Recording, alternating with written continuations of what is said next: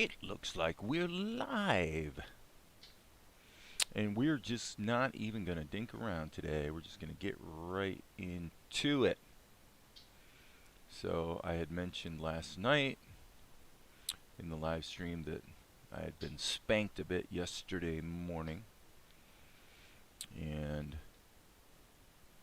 while I'm bullish on the workflow combination of Krita and Tahoma together, what I discovered is there's always this seductive temptation to move into the Tahoma side of things too early.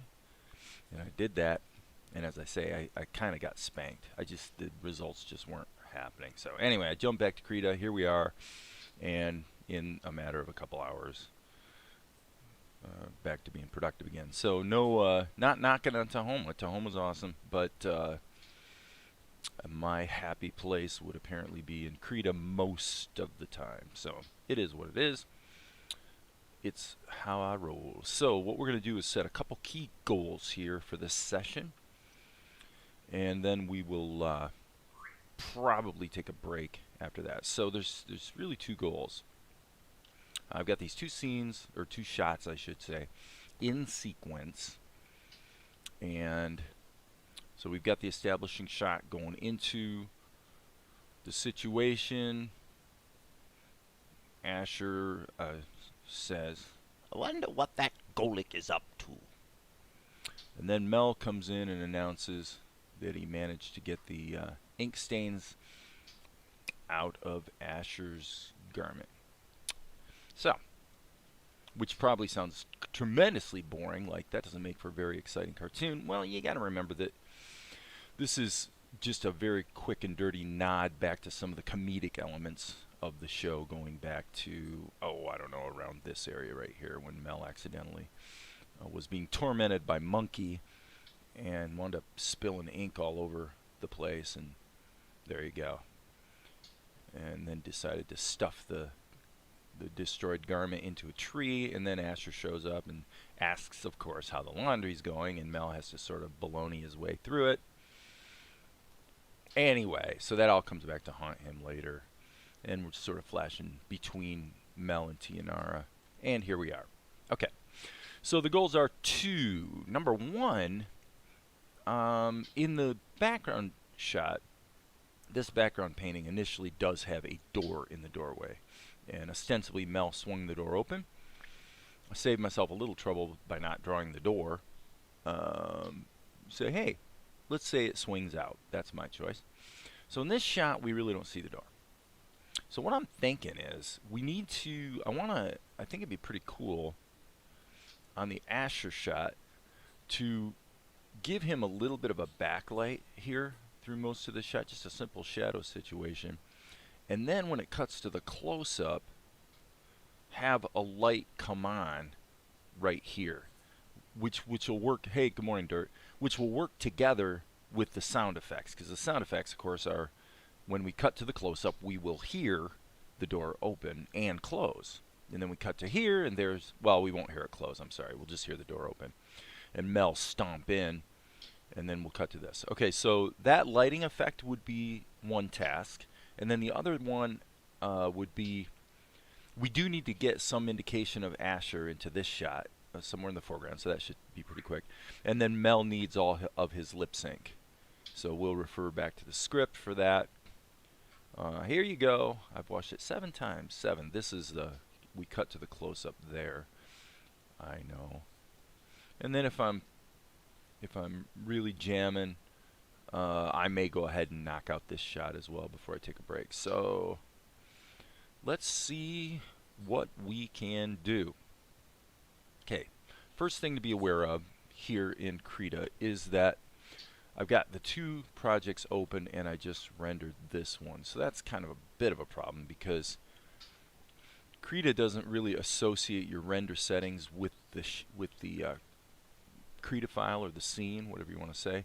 And so you need to make sure you manually switch the render destination, otherwise you're going to overwrite the thing you just rendered.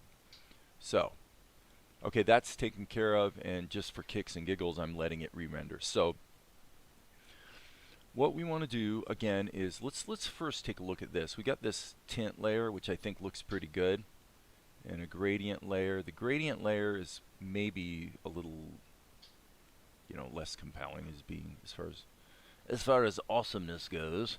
But what I'll say is let's just put on a layer that we're going to call window shadow, I guess, for lack of a better idea. And this is in the Asher group, and I believe the table is the table in, yeah, the table is part of that, so that's good. So that means we can alpha lock it. So the simplest idea along these lines would be to go like this. Actually, this should be the G key. So we're creating a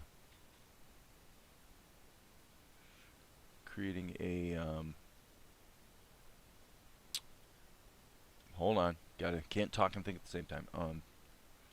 So we're creating a closed shape that is going to be outlined based on whatever the current brush is. So I'm going to say probably something like this is going to be fine. So there's the cast shadow. Now if we alpha lock it, we can turn it down quite a ways, and that looks pretty good. I would say we probably want to run along this contour a little better. Okay, so that just essentially says that the main source of light in this shot is the window behind him. Okay, so now when we cut to here, okay, so what we want to do is go back to the window shadow and go Control Insert to put in a keyframe. That way now we can modify it. Whoops, we don't want to be in erase mode right now. Modify it thusly. And I would say most of that probably wants to be under the shadow. I like that. That looks pretty good. What is he up to? And then right here, this will be interesting. How do we want to do this? This is going to be interesting. I'm going to say this is actually going to be very interesting. What I'm going to do is I'm going to go here. This is something that doesn't happen very often. I'm going to go tweening, and I'm going to add an opacity keyframe. Okay, and to keep it simple, I'll go to 68, just because that's a nice even number. And between 68 and 76, I'm going to turn this cast shadow down. Okay, so I'm going to go to tweening. This is the only thing, by the way, that you can tween in Krita, is layer opacity. It's the only thing you can tween, unfortunately. Okay, now here, it didn't seem to really remember the initial value. So now we got this shadow, and then between here and here, it's going to get lighter. All right, so I think that really the way to do it is to just set the tween keyframes and then go back and set the opacity. There is an interface with a Bezier curve where you can tweak these opacity curves, but in my experience, it's not actually that useful. Okay, so now what I'm going to do is I'm going to now add another layer that is going to be a pretty bright.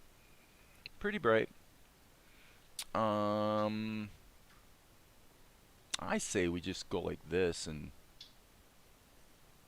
I say we just go like that. Okay?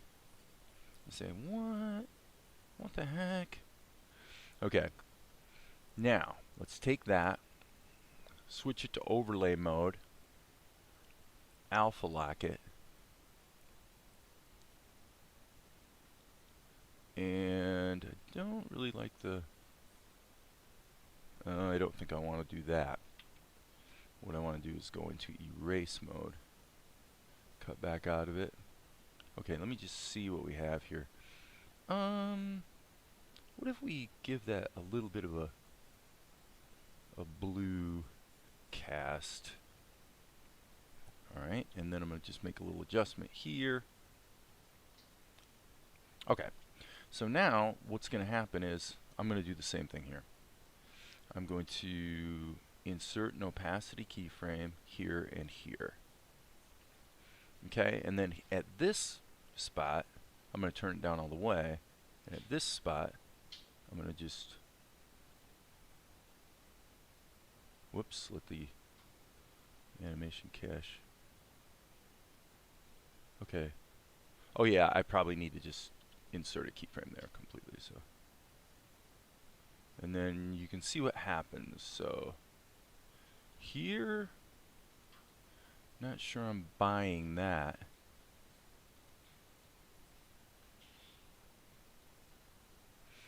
Trying to decide if you can't really see it because of the, oh, I see what just happened. Okay, okay, my bad. I made a mistake. When I inserted the keyframe here, there was no other keyframes, so that means I actually deleted the airbrush work that I did. So we'll just put it back in, and I suppose we would want to put it here, but of course then it's impossible to see how bright it is, which is a little bit vexing. Okay, let's jump out of erase mode. See what I mean? So I think what's happening right now is I'm painting, but I'm not allowed to see it. I'm not allowed to see. So what I'll do is, this is actually a bit of a conundrum. You have to like totally work in reverse here. And I'm painting. I've got no, and there we go. There we go. Jeez. That was nothing short of nightmarish. Okay. So there's the light coming in from the door. So forgive my clunkiness there for a moment. I can be clunky from time to time. Now if I move this back to here, and we've got an opacity keyframe here, so I should be able to go like this. And now what happens here is, again, I'm going to add an opacity keyframe. So this was a little bit laborious, was it not? All I'm trying to do is get the freaking lights to turn on. And here, wrong. That needs to be turned down all the way. There we go. Finally got it. So that's cool. When we hear the door open up, and by the way, that feels a little bit extreme. When the door opens, we'll see the backlight get, diminished a bit, and the front light. Come on, now I'm going to try. I'm going to look at possibly leaving this a little more dense. I feel like we've kind of lost our contrast there more than I prefer.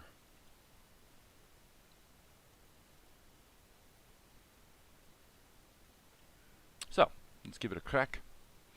I have one little tweak in the shadow there I want to fix, and then door opens and Asher looks over. So now if he's going to say his line and then immediately we're going to hear the door open, then boom, this the eye looking over at the door should probably happen a little sooner, right? Yeah, perfect. Okay, so we are looking pretty good. Let's go back here to the window shadow. What I was talking about is this little hiccup here. That's what we call, in animation parlance, a hiccup. Oh, come on. I hit the E key. I know I did. I felt my finger do it. Okay, yeah, we're getting a mix of the window shadow and the body shadows. Okay. I think we're in good shape.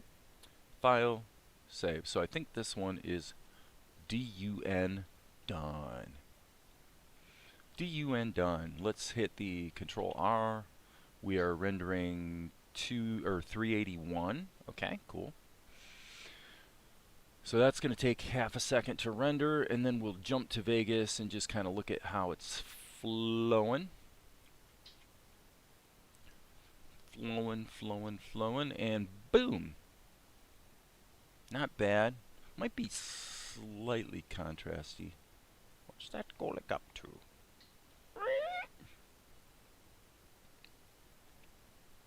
Also, by the way, I think right here, let's lock these. Okay, I really want the camera to quit moving there, I think.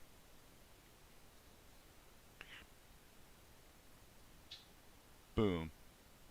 Now, yeah, and I don't have any animation on Mel's camera. So,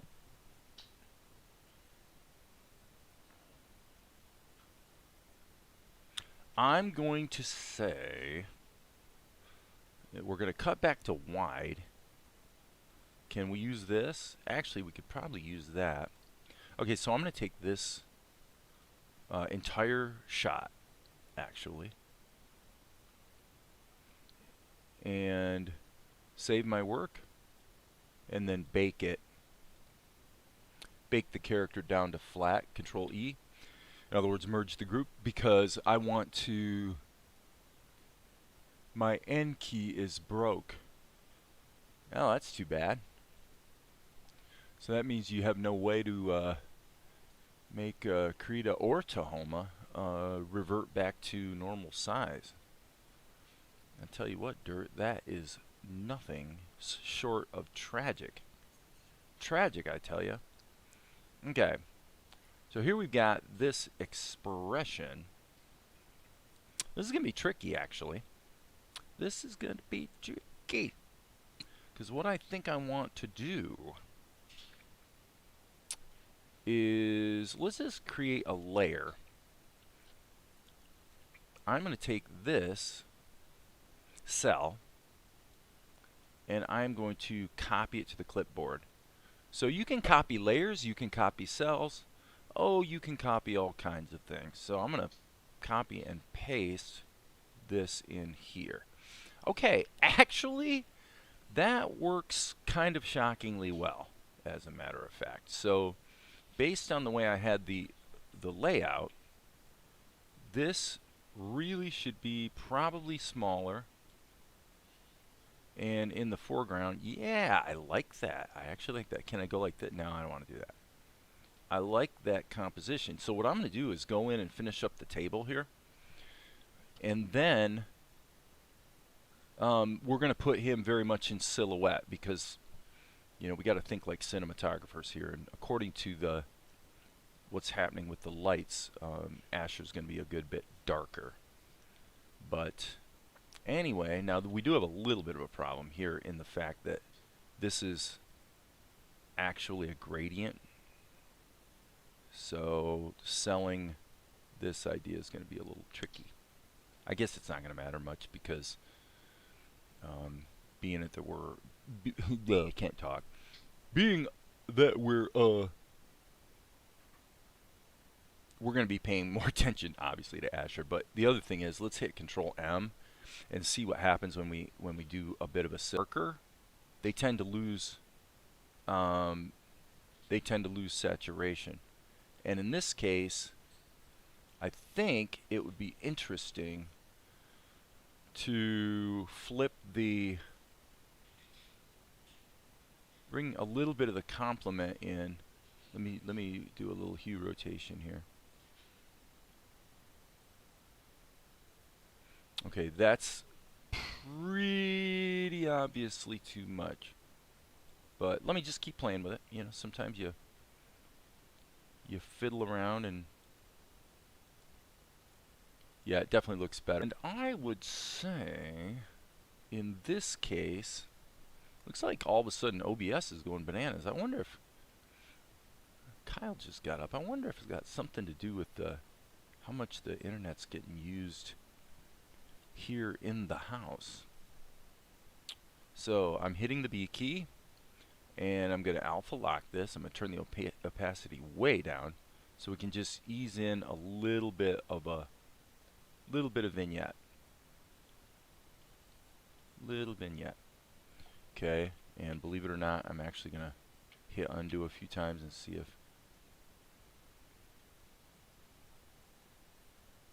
it's pretty subtle. I don't know, it seems to me the hand's already lost in a vignette anyway, so let's leave it as it is. Now the one thing we definitely want to do is go in here. Let's grab our happy brush. Our happy brush. So I'm very sorry to learn today. Very bad news. You guys may all be aware that dirt has a broken end key. And that's definitely not fun for dirt. Not fun for dirt. The last time I broke my end key, it really upended my life for most of a year. Yeah, it was not good. Okay, so the other thing I want to do here is go like this and like that. And then we're going to color this back in like that because the expression on Asher's face is basically completely wrong in this particular shot. So, hey, that's looking pretty. That's looking pretty, as Elvis would say. Yeah, it's looking pretty. Okay. So, file, save. Now, one question that does emerge is, do we want Asher to blink? I don't know. I think so. Actually, probably not. We really want all the attention to be on Mel. Okay, let's get Mel's lip sync done, and then this shot will be complete, and then we can consider whether we're going to jump over and do the close-up. So, oh no, we just lost a current viewer.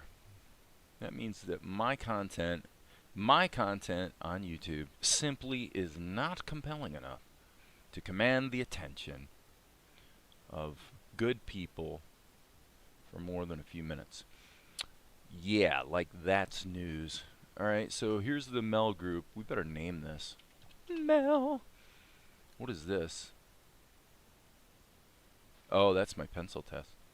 PT for pencil test. Okay. Save our work. Alright. Now, lip sync. Okay, so let's think about this as much as editors as we do as animators. Meaning, we got to think about the story flow here. He says, what's that go look up to? And the door opens. Wait, it's like... Yeah, so Mel's first line is, here you go. Therefore, when we cut to Mel, his dialogue begins with, I've washed it 7 times. Okay. So, what's that going to look like? Well, does Mel have a mouth layer? It looks like he does not. We got to give that boy a mouth. Okay. Yep, R.I.P. Rest in peace for your dirt, or for your end key. Poor dirt. That is just, man.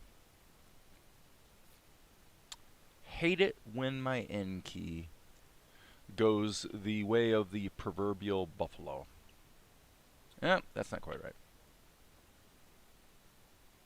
Well, first let's insert a keyframe, and we see some pretty serious pixel buffer corruption.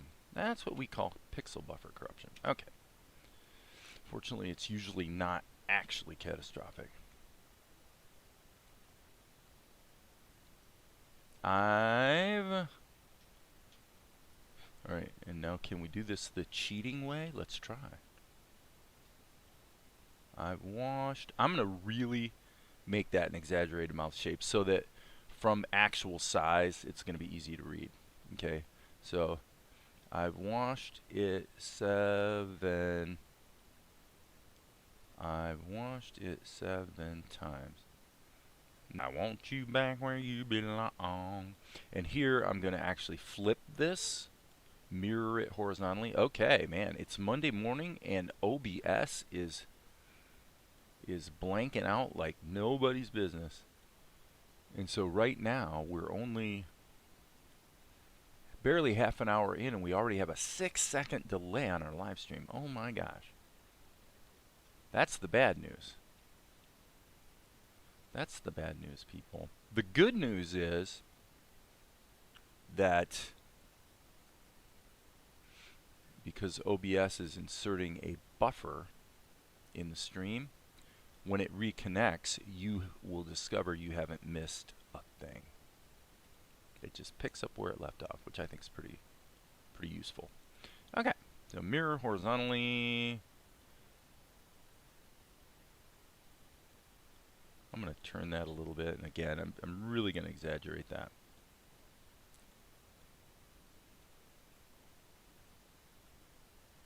Okay, so now what we got to do is let's hit play so we get the animation cache filled back up, and then I'm going to see how far I can go with this. Obviously, we've got a little bit of a nose problem right there. And once again, it appears that we've hit the limit of how much memory Krita can actually... I wonder, let me check something. I changed a setting this morning, and now I'm regretting it, because the pixel buffer corruption that we're seeing here every once in a while, usually I've never seen that at all. I did select use region of interest. So what that means is that when you're zoomed in, Krita's only going to recalculate the animation buffer for caching for playback based on what it can actually see on the screen. Well, the problem is that's only useful if Krita doesn't actually suck at doing that very thing. If Krita sucks at doing it, meaning it actually does it spectacularly badly, then it's not that useful. Not that useful of a feature in my book. So, as we can see, it sucks pretty badly. It sucks pretty badly. So, well, you can't be good at everything, right? So, we'll just cut Krita some slack this morning and simply rejoice in the fact that our scene appears to be done. Well, if it is done, then we need to change this to 382. Otherwise, I'm going to overwrite the rendering of my other shot, which would be what?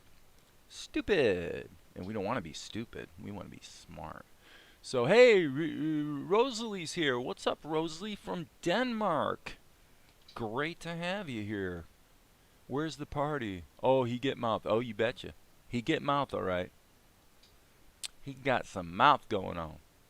All right, let's check out how we are progressing. And GTG, GL. Oh my gosh. Unfortunately, Rosalie, I don't know what those acronyms mean. I just don't know. What is GTG and what is GL? I mean, I'm a computer guy, so when you say GL to me, I'm thinking OpenGL, which I know is wrong.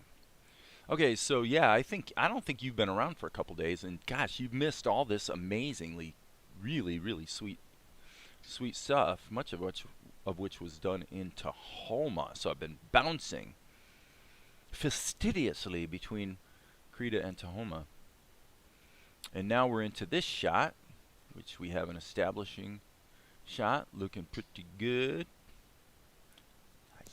I don't understand it.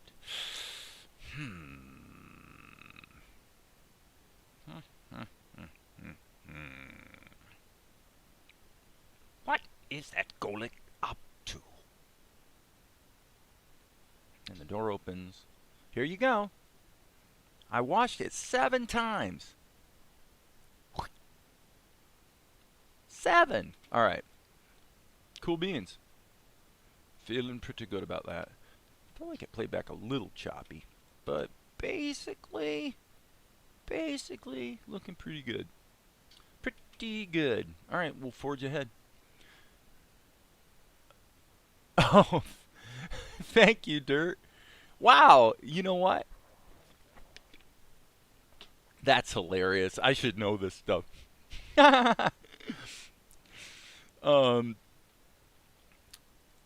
Well, I appreciate you clarifying that, Dirt, because that little happenstance has resulted in you posting by far the longest sentence you've ever posted in the chat. You've actually gone beyond 1 or 2 words. I guess my end key that broke is actually 5 words. So yeah, you've actually doubled your output. Well done. Obviously, I'm just being silly. Okay, let's just keep going here. I think we are in pretty good stead, as we say. And what we need to do is get shot number 386 rockin' and a rollin'. And the way we're going to do that is to first recognize that everything in this scene or shot is useless. Boom, all gone. The only thing useful in this whole shot is the back. Before I save it, actually, I'm gonna just cut that to the clipboard, because before I save it, what I want to do is go back to my storyboard, and I want to go ahead and drag the storyboard image into Krita, so that so we still have it, so I retain that image. And my normal practice is to go duplicate, duplicate, duplicate, duplicate, maybe 4 or 5 times, and then hit Control E to bake it down so that it's a little denser, and then immediately save. Oh, no.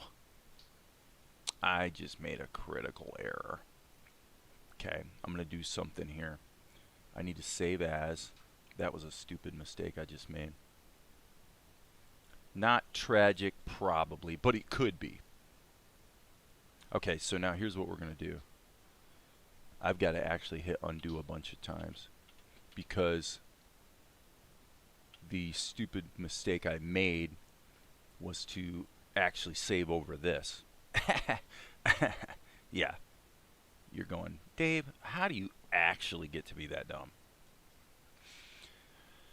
Yeah, I know. So save as, and this is going to be 382. Let me just double check my file names. Yeah, 382. Okay, 382. Boom. Dot ping. And it should also save it as a cra. Okay, we're back to normal. Hey, Rose. All right, so we can close this guy. We can close this guy. 381. Yeah, we'll save that. Krita does seem to get a little confused on the file saving protocol. So,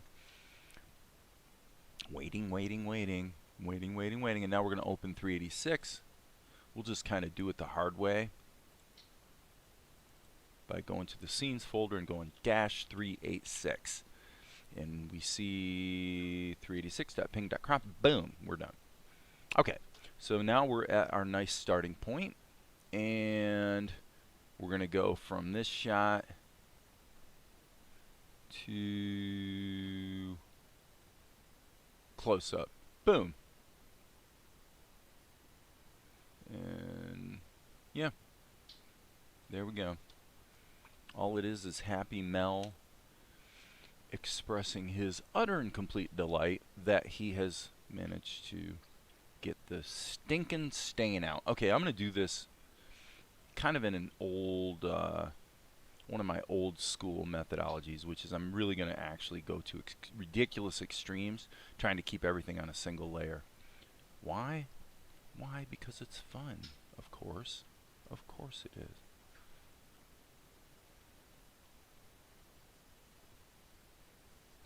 Okay.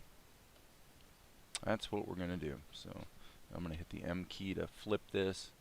Make sure we get his ears are pretty well balanced.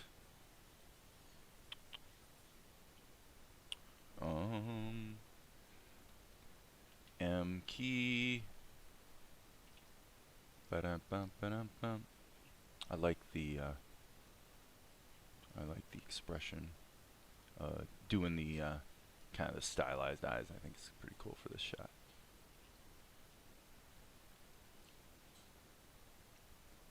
Boom, boom. Let's flip it again. Yeah, see, look at that. Holy cow. So I'm going to go S key, grab this, hit the A key, and that center point on his big old tuft of hair should actually be about there. Well, that's why we flip the canvas. Because no matter how smart you are, you cannot see all the flaws. Well, okay, maybe you can. I can't. I'm just not that good. Just not that good. Okay, and I'm going to actually just erase that and redraw. When in doubt, just redraw. Just draw. Draw, draw, draw. M key. Yep, I see a little thing. I'm going to grab this like that. Hit the A key, liquefy this. We're just going to shift that over like that. Yep. I'd say that looks pretty good. How are backgrounds? So backgrounds are done in Krita, yes. Yeah, almost completely. Almost completely. And yesterday, well, wait, I didn't actually keep the morning session, which is kind of unfortunate because there was a bit of background painting in there, but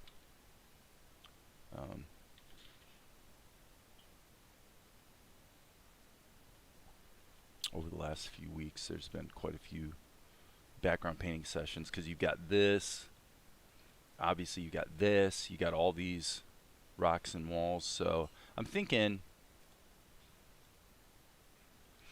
I'll tell you this, if that's something you're interested in, since the live streams are pretty long, I would suggest the following. If you look on my channel, if you see this as a thumbnail on a video, what that means is this is actually the prior video. So you can kind of use that as a roadmap to say, okay, if I want to see the background painting of this, you know, prison interior, let's say, I want to go to the last video before this thumbnail. It's not exactly a rule that's super reliable, but it is a bit of a rule of thumb as far as finding the content. I only say that because the videos have gotten so long lately because I'm live streaming so much that obviously it's hard to find what's involved in making a cartoon, right? Or something of that nature. And if not, let me know. I am curious what people are. I always wonder why would anyone ever come to my channel? Why would anyone care what I'm doing? Okay, now this is the fun part about doing the pencil test, is you can just make these adjustments really easily. And I would like to take that shoulder and kind of drop it a little bit below the horizon. Then we don't have to worry about trying to draw a severely foreshortened arm. Okay, and another thing I want to do is I think I want to take the whole, yes. Like I said, that's what's cool about the pencil test, is this is where you can just chop and drag, and you don't have to worry about it screwing up your actual art, because obviously the real art isn't done yet.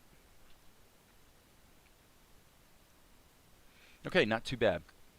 All right. So, gosh, I think I will go ahead and go to another layer. I'll just do that. And now we're gonna get busy. We're gonna get busy. Busy, says Sebastian. Control insert. Don't forget to hit your control insert key. This seaweed is always greener and somebody else's lake. Alright, I need a B key. And we're gonna maintain this stylized thing for this particular shot. I'm actually gonna hit the Q key, which turns on the stabilizer. And I'm kind of feeling like, oh, I see. I thought his ear was too high, but I was seeing his hair, not his ear. Yeah, that looks about right. I'm actually going to flip this around and...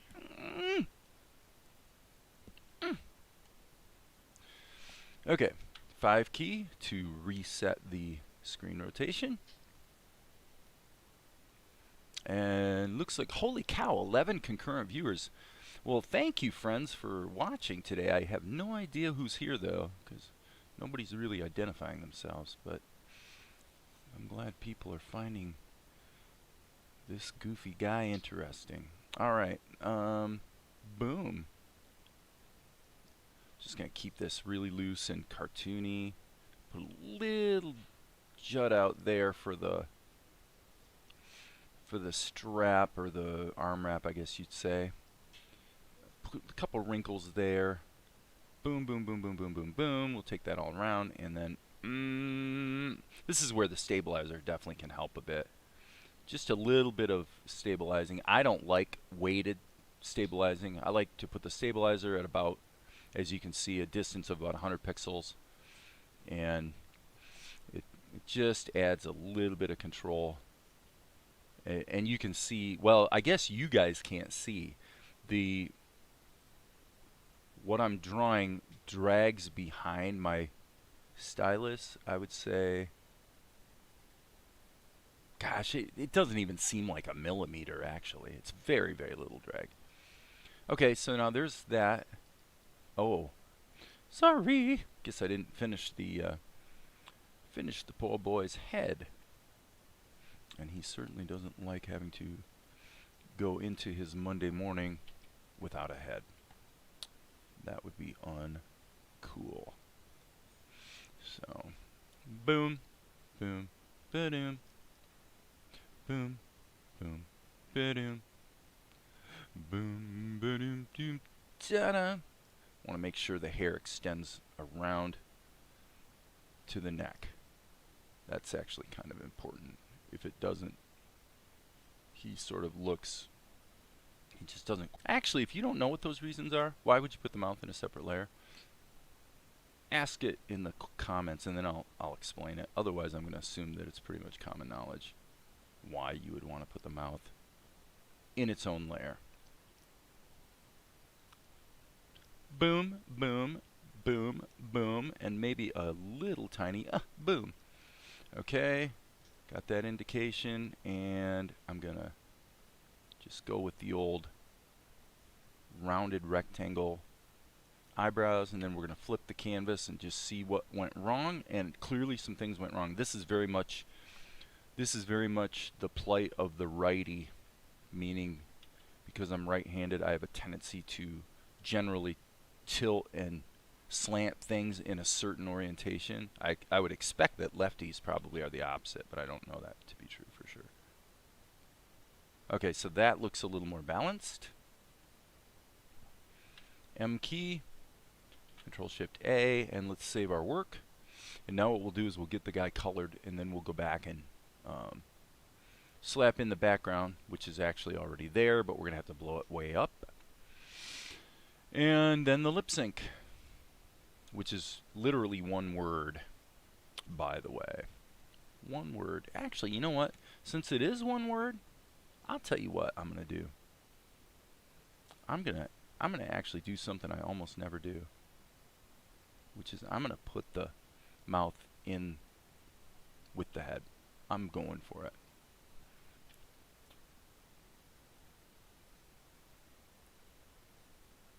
Alright, so the only downside to that is we're going to have to put in the keyframes for a couple extra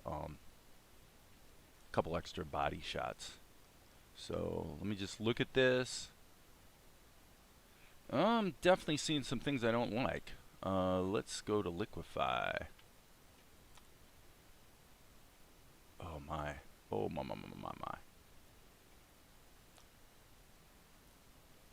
Oh my. Oh my. Thank goodness for liquefy. That rhymes. I'm making up jingles.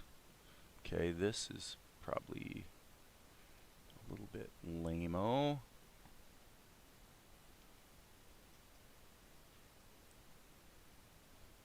Boy, those close-ups will get you. And it's not going to do me any good to zoom out either. That's actual size. Hello? Eh? What if we turn this way? maybe shrink it down a little bit. Give it a little bit of that cartoony thing. Actually, I think that is more better, as they say.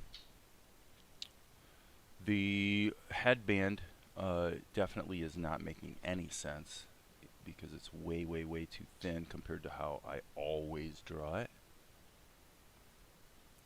So what we'll do is anchor it right there so that we can then widen this line and rotate it up and into place like that.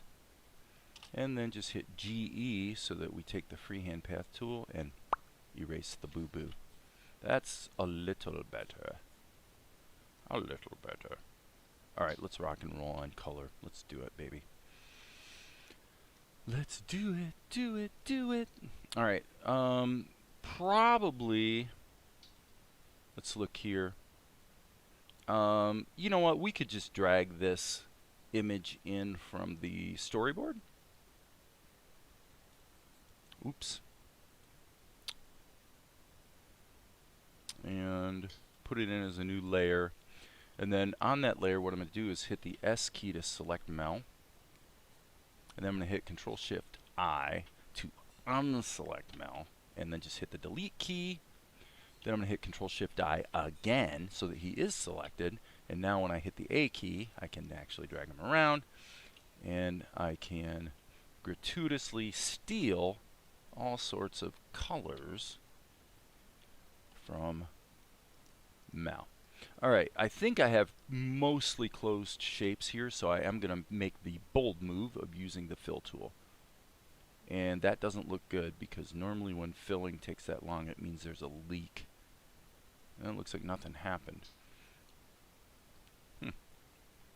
Let's give that another crack. That's interesting. Oh, it's because of the selection. Control-Shift-A to deselect all. Okay. There we go. That's more like what I was looking for. Now, why the heck did that right there happen? I really don't have a clue. But we will just forge ahead as if everything was going swimmingly. Because it might as well be. Alright, let's grab that color. That's going to be that. We'll deal with the glitches in a minute. Whoops, that's not what I wanted to do. The glitches will be taken care of in due course. What the heck? I don't like that line right there. What the heck is that? You know what I'm going to do? I'm going to do something here. I'm going to at least undo back a little ways. Okay, so now what I'm going to do is I'm going to hit Control-M. And I'm going to do a cleanup step. What that means is I'm taking the alpha channel and I'm actually compressing it so that any lines that were partially transparent kind of disappear. Now it looks to me like that's having no effect. And you know what that means? That means that this little line that's causing trouble is actually on this layer. That explains it, folks. That's where the weirdness was coming from. Okay. And we can deal with that thusly. Let's grab the G key and the E key, and just to be safe, I'm going to select everything and erase it. And that, I think, took care of the problem. Okay, so now we're back to hitting the fill tool. We are in behind mode, so being in behind mode makes it so that the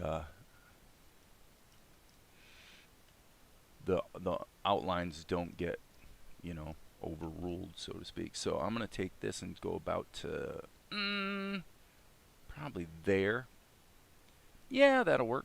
I'm going to grab his hair color, fill those guys in, and now what I'm going to do is take the G key. Because we're in behind mode, I can just lasso these problems like that, and it fills in all the hiccups.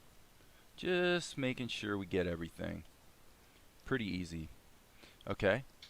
Now he's going to definitely need some shadows, so the question obviously becomes, do we again take the bold step of baking the shadows into this paint layer or not? Foolish people like me, by the way, I don't need that color key anymore. foolish people like me have a tendency to live on the edge and bake their shadows into their character, even though it's, as I say, somewhat questionable behavior. Well, what I'm going to do is I'm going to hit the G key, and I'm actually going to do a double whammy here. I'm going to accommodate the fact that he is backlit by the doorway, like so. So we're actually going to go ahead and let the guy get backlit. And I made a critical error, which is I cannot be in behind mode when I add shadows, because then what the shadow is doing is it's being put behind the character, so I can't see it. Plus it's alpha locked, which means you're not going to see anything outside the character. That means no matter what you do, you're going to see nothing, which is kind of stupid. Let's do that again, shall we?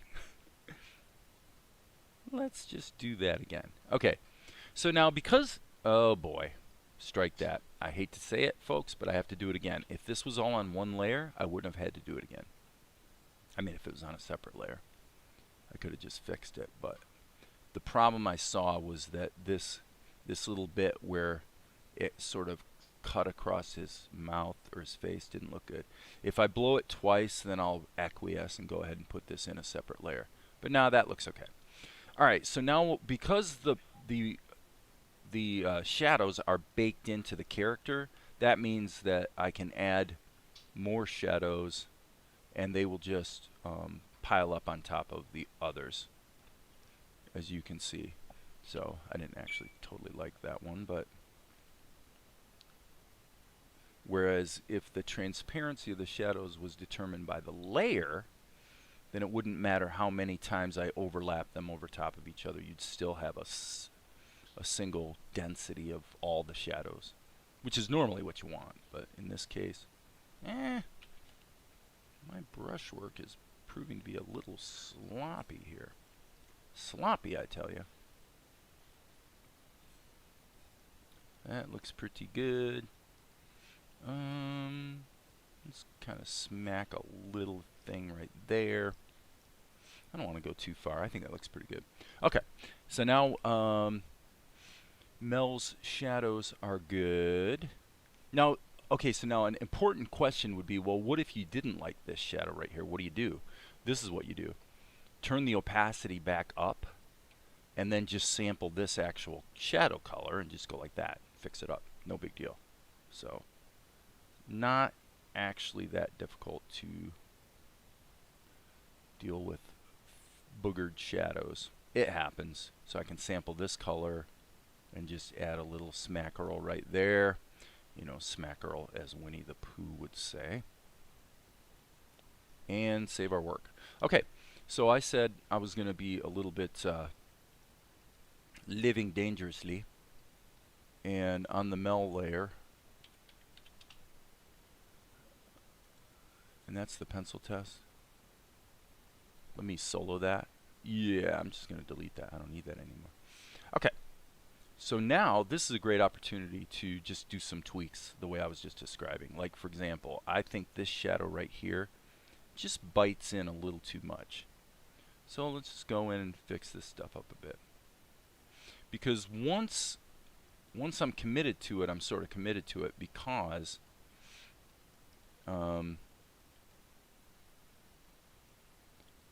I'm going to be adding the extra lip sync. Meaning, let's see, normally you want to go, I'll tell you what, let's do it this way. I'm going to go to this frame and just paint his mouth out. And then let's just grab kind of the outline color and do that. Okay. Now I'm just going to reverse these. And then this is going to be, we're going to select his mouth, and then we have a choice to either make it a little bigger or a little smaller. What I'm going to do, I think, is try that. Try that. Let's see what that feels like. Okay. I think that'll work. I maybe want the fact that the mouth is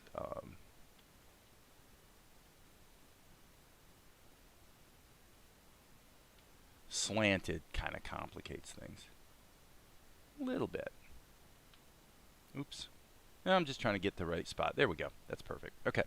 Control Shift A, so nothing's selected, and now we'll just go back in with the G key, freehand path tool, and we'll just fix it. So fixing things like this, it looks catastrophic when you first notice it, but actually, look at that. 10 seconds, everything's fine. 10 seconds. 9, 8, 7. So, didn't even take 10 seconds. Okay? And now he goes back to the smile. That's it. That's it for that shot. 7. Okay. And one could argue that a little turn of the head would be useful in this shot. But, ooh, there goes Valerie. I might go coalesce with Valerie for a couple minutes. The legendary Valerie. Do I wanna or do I not wanna? Well, here's the background image, and we got 2 ways we could approach this. Let's do it quickly. Let's go like this, and so I'm hitting Control Shift so it just opens out. I want to go back here and check my framing. So yeah, he's actually got the window to his right. So we're not going to try to make it look like it was shot with a long lens. Okay. So what we're going to do is probably something like that. And then let's go ahead and, because this is a close-up, by the way, I'm going to first actually give this a little more rich contrast. But then what I want to do is just blur it. So we're basically saying we've got a focal depth thing going on here. We're using a medium length lens, and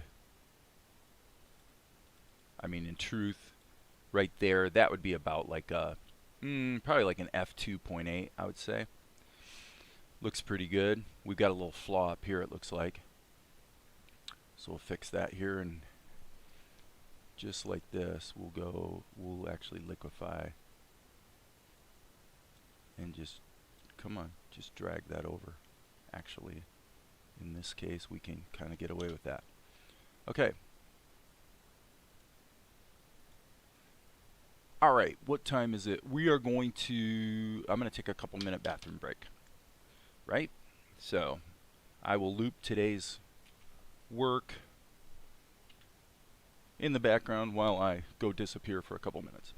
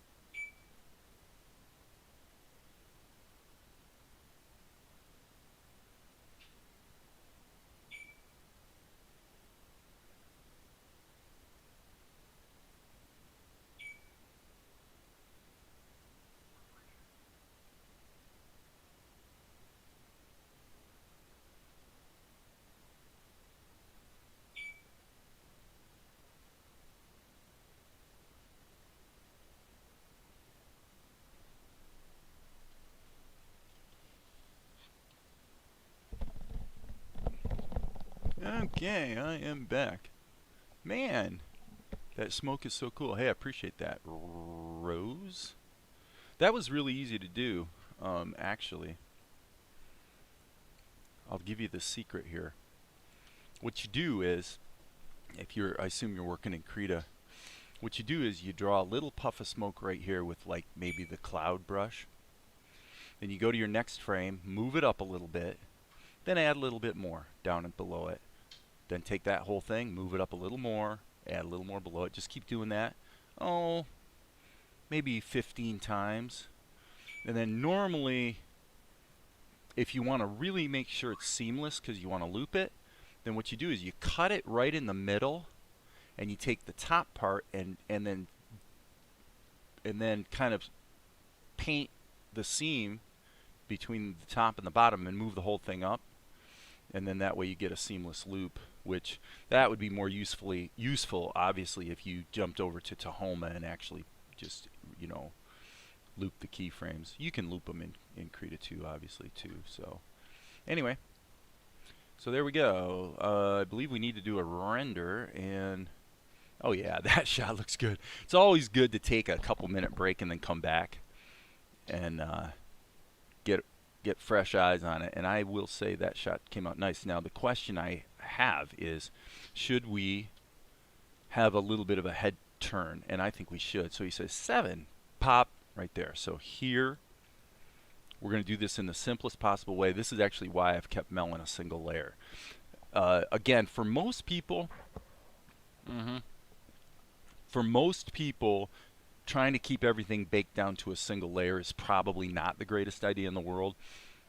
I might be a slight bit more courageous in that regard.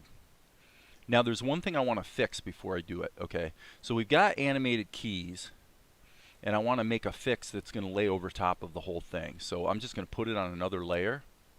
I'm going to hit the G key, and I'm just going to go like this and fix these shadows right here. Probably a little bit down here as well, I would say. Okay. Well, and I guess as long as we're here, why don't we...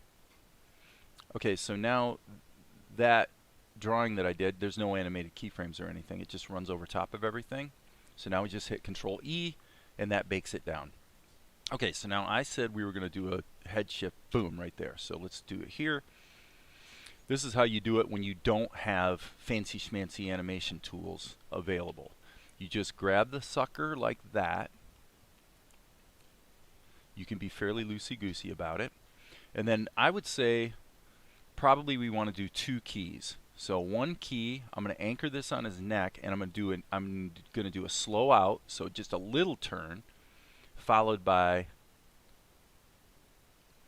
big turn. And then if you really wanted to get into animation, you know, sort of traditional animation movement, especially if you were working at 12 frames a second or something like that, then you might do the following. You might, actually what I'll do is I'll do it this way. I'll duplicate this key. Then what you might do is, number 1, you might anticipation. So what's an anticipation? Well, you move first in the wrong direction before you move in the right direction. Okay, and that causes bop, bop. So at 8 frames per second, that normally turns out to be too much motion because it just takes too long to take place. At 12 frames per second, though, it would be quite a nice little transition. Because of what I'm doing and sort of the strictures I've imposed on myself for this show, I'm favoring 8 frames per second. So in this case, I don't want the anticipation for this particular shot. And now what we have to do is just go in and fix some stuff. Again, this is only going to take a minute. Boom, boom, boom. Boom. And this one obviously is going to be really forgiving because it's only on the screen for 1 frame. So is this. Okay, here I'm going to actually hit the E key, so I'm in erase mode. I'm going to erase actually all of that. Sample this by hitting Control. close that shape up. This one's probably wanting to be about there. I'm not worried about the outlines because, again, this is on the screen for one frame. Nobody's going to notice the flaw there. So we'll just patch it up. Just chop and patch. Chop and patch. Little fix there. Little fix there. Just cut it into pieces and paste it back together. So here he's in his landing position, so I'll just follow that contour there, there, and there. Hit the E key to erase. So the tug of war that you have as an animator with your tools is, does the speed at which I was able to do that outweigh the time and effort it would take to set up, say, a bones rig in Tahoma to use the plastic tool to accomplish the same thing? And the answer is, it depends. Sometimes it's worth it to take the extra time to go ahead and rig your character up and use the plastic tool, which, by the way, I did extensively in this sequence here. This was almost all of this animation was done on a single image manipulated with the plastic tool in Tahoma. Extremely powerful. I mean, look at that acting.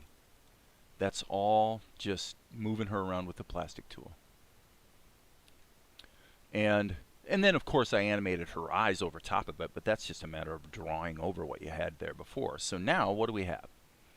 He says, 7. Boop.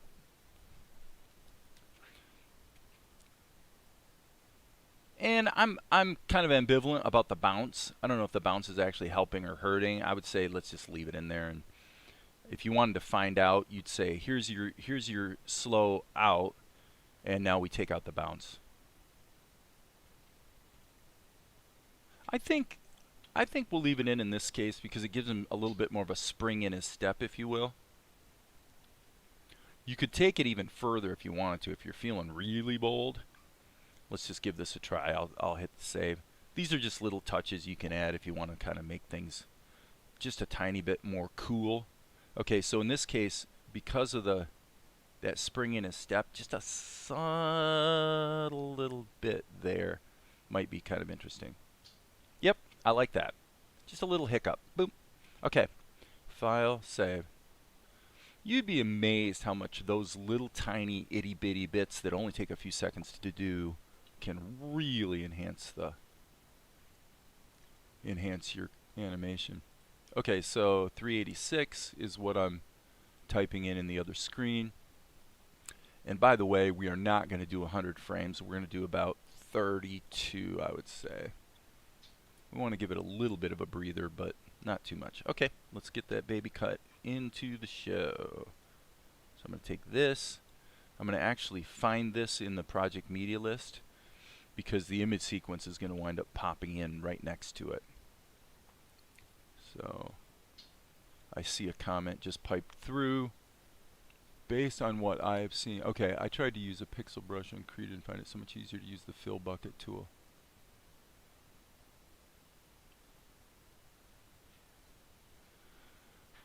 Varia. Right, I agree with Rose. It makes sense for the bounce. And Varia, yeah. I mean, on the stuff I was doing just a little while ago, I was doing exactly that. I was basically bouncing between the freehand path tool and the bucket fill. This is not 376. It's 386. You silly goose. So yeah, it's just pick the right tool for the job at the time. I think that's what you meant. Oh, I think, okay, Vera, you were... I tried to use a pixel brush. Oh! I think I know what you mean, Varia. If you're referring to using a pixel brush... Okay, so I could be wrong about what you meant by that, but here's what I think you meant. If you use a pixel brush, you're using a brush that doesn't have anti-aliasing, and so you're going to have a really hard edge on it. And ostensibly, that makes it so that your fills are going to be cleaner. Meaning, if I grab this brush, You probably want to keep it to at least 2 pixels. If you go to 1, you're going to have real problems. But if you take this shape, and by the way, we need to actually create a clean layer, so we'll do it that way. Okay, so theoretically, because this is a non-anti-alias line, this should result in really clean fills. Okay, and then you sort of worry about anti-aliasing later, which you can do, because at actual size, that's still a pretty crisp line. And a lot of anime is done this way. Now, if I fill this in behind mode, it should fill really nicely, which it does. So that's, I actually experimented quite a bit with the pixel brush the other day. At the end of the day, I decided I prefer to use the straight pencil that has a little bit of softness built into it. You know, for me, that was the right choice, but it just really depends on what you're doing. There is no one-size-fits-all answer. So, Mel, I watched it 7 times. 7! Ta-da! Okay, very good. Now, once he settles into this, hold on, I'm moving. I'm actually clicking too fast right now and freaking out my software. So I might as well. Actually, I'm going to keep this on the screen because I think. Yeah, Vegas is having to think, unfortunately. I went click, click, click too fast and it's a little freaked out. But anyway, I'm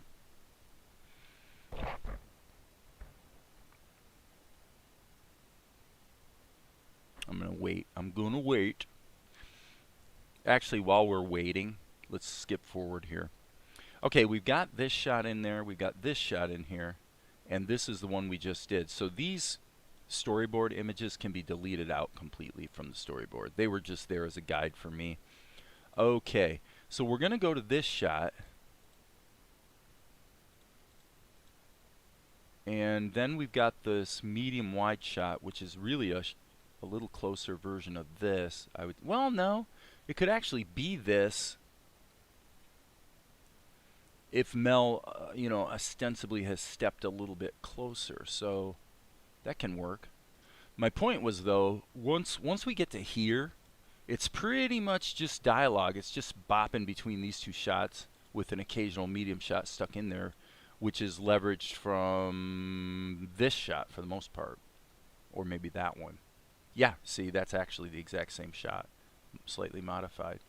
Then we're bouncing between that and the close-up. So this is the good news is mostly once we get the medium shot set up, it's going to go pretty quickly, right? So, and then we're at the end of episode 1, and then I'm going to be pretty much going into probably a couple weeks of going back and fixing things in the first episode, because, and that could take more than a couple weeks because I'm considering a rewrite of some parts of the beginning. So yeah, like I said, I thought that was going to happen. So unfortunately, Vegas has decided to puke out, and depending on when I saved it, I might have to reload my. I might have to redo a couple edits here to bring it up to speed. So no big tragedy.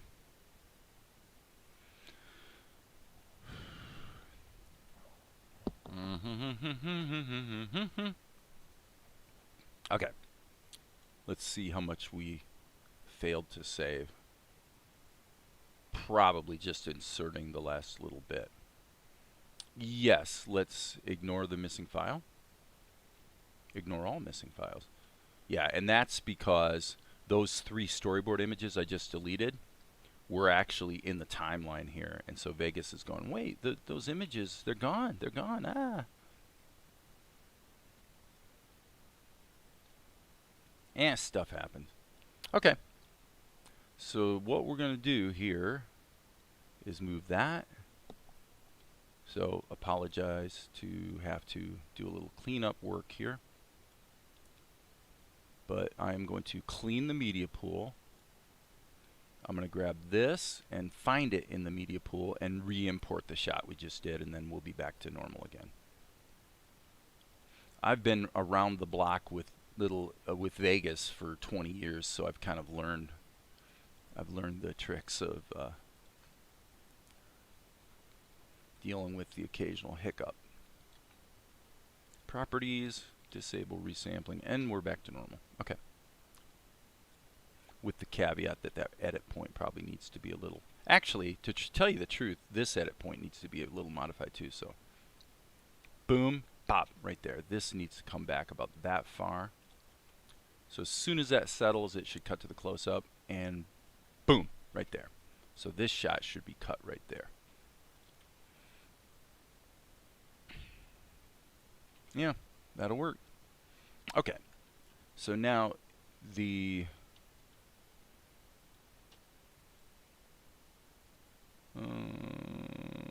I think I'll go ahead and let me look at what comes next, and then based on that I'll decide whether I want to close the Krita file. I mean, this shot's going to take a bit of time, so yeah, let's just close it. Let's just close it. And drag the storyboard image in. So I'm going to drag this into Krita, and then immediately add another layer so that we can resave it, but now we're creating a Krita file, so we've got a matching, we've matched the storyboard to the Krita file. And so it'll be a bit of time here before I get back with you on that and want to actually say, okay, go ahead and record it and whatever. But I definitely thought your voice would be pretty good for that. So give me 20 seconds here to take my hoodie off. It's getting a little warm in here.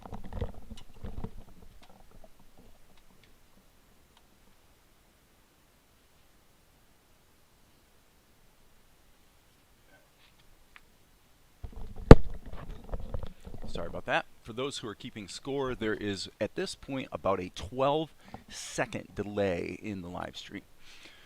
So that means that when somebody pops a message up there, if I see it immediately, it's about 12-15 seconds before I respond, and that's because of the delay in the stream.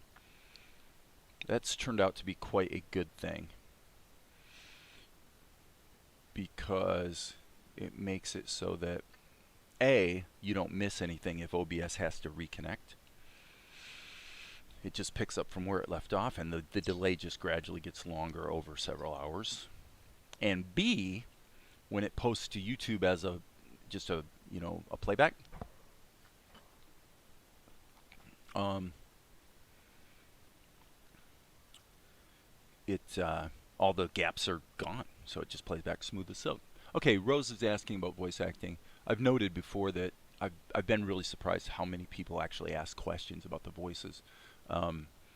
Pretty sure there's probably 2 or 3 voices in this show that I'll be doing myself. I've reached out to some of my actor friends that have been involved in my films that I think would be good candidates. And I had suggested to Maria, whose message is right above yours, Rose, that if she wanted to send me an MP3 of her, doing a little acting or whatever, hey, I'd check it out.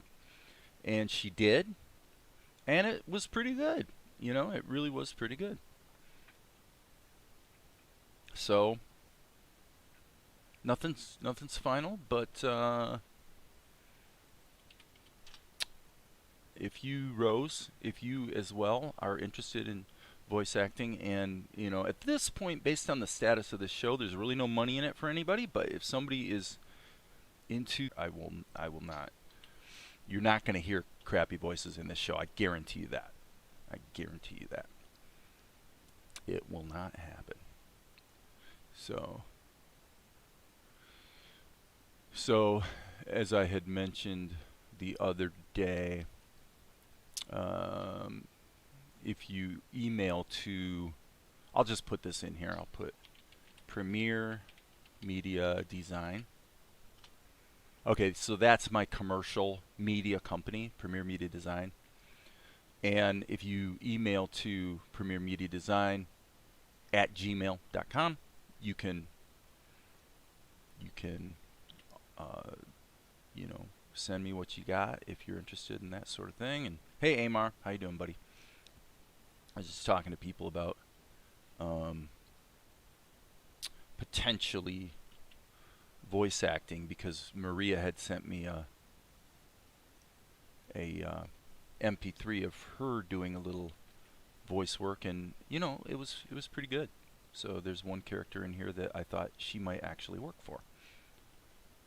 That her voice would be effective for. Let's put it that way. She might work for. What is that supposed to mean? Okay. Now this drawing is pretty straightforward, so I'm just gonna dive in with the ink and images. This painting came out really nice, I thought, right? All the details and the wood texture and all that.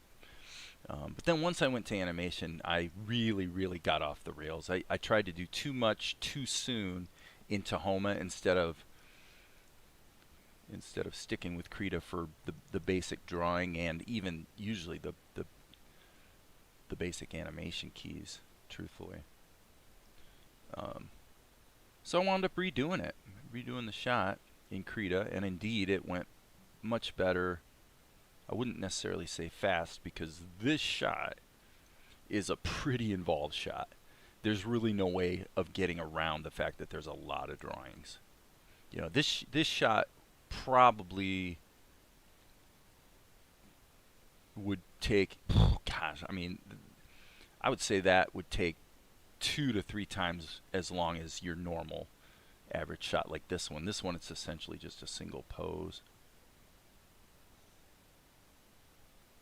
And now he does have those arm wraps. So, as I talked about a little bit yesterday on the live stream at night, in the evening,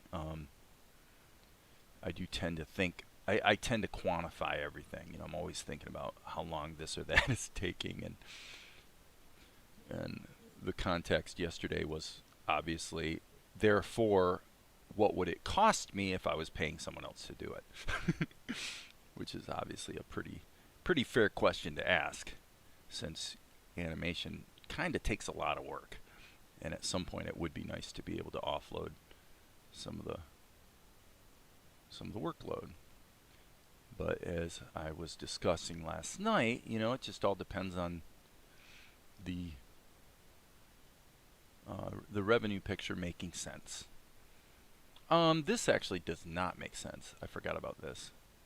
This is kind of a little thing I've done a few times. I mean, okay, so to be fair, the very idea that you would not see the head wrap from the back of his head is kind of stupid.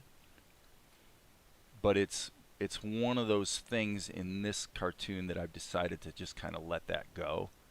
And actually that doesn't work either. I got to think about this for a minute. I don't draw him from behind very often, but we generally see his hair. I'm going to actually hide that ear. We generally see his hair from, you know, from a front view. We see it peeking out under his ears. So that that says something to us about what the you know, the length of his hair, and what I find is if I don't make it stick out below his head or below his ears, it doesn't look like Mel anymore. It looks like the characterization looks wrong. It's kind of crazy how one little detail would make that much of a difference. So if you really wanted to make this accurate, you'd probably do something like this. You'd probably have like a concept where the hair is, yeah, that's not going to work. It would have to be in the other orientation. So something like this, so it's actually kind of sneaking out and his hair is falling over it. I think I'll do that. I think that works. That's cool. Boop boop boop doop. And I can decide that it works because it's my cartoon. I get to do what I want. And you can do what you want on your cartoon. Everyone gets to do what they want. It's wonderful. All right. Do you have the ending planned for the story or close to it, or maybe you're just going with the flow? Varia, actually, if you want to, if you're talking about the 12 episode, you know, epic, the answer would be sort of. I have the basic, the important beat points that carry through and make the whole epic work as a long form story. That's kind of figured out, but it's not written yet. As far as this episode, though, the 2-part opening episode, the ending's actually already done. The first thing I animated when I started working on it was the end. I worked backwards. And the reason was I was kind of working out my workflow, and I wasn't sure about a lot of the things I was doing. Some people out there would say, Dave, it seems to us that you're still not sure about a lot of the things you're doing.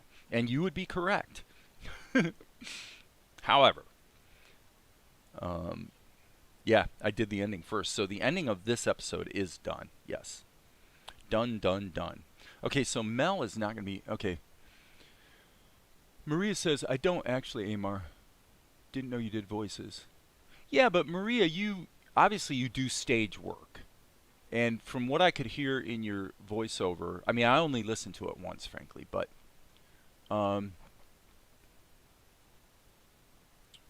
I would say this.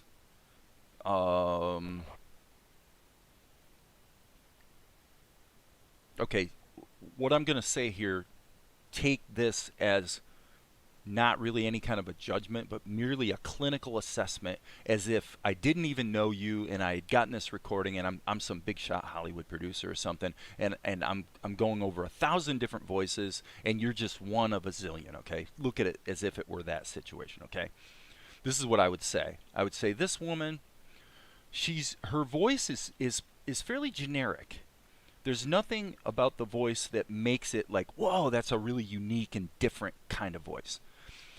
But I would be saying to myself, but that's actually a good thing, because people with fairly generic voices usually turn out to be pretty versatile. You can do a lot of different kinds of voices and it'll work if you can do the acting and a little bit of imitation, right?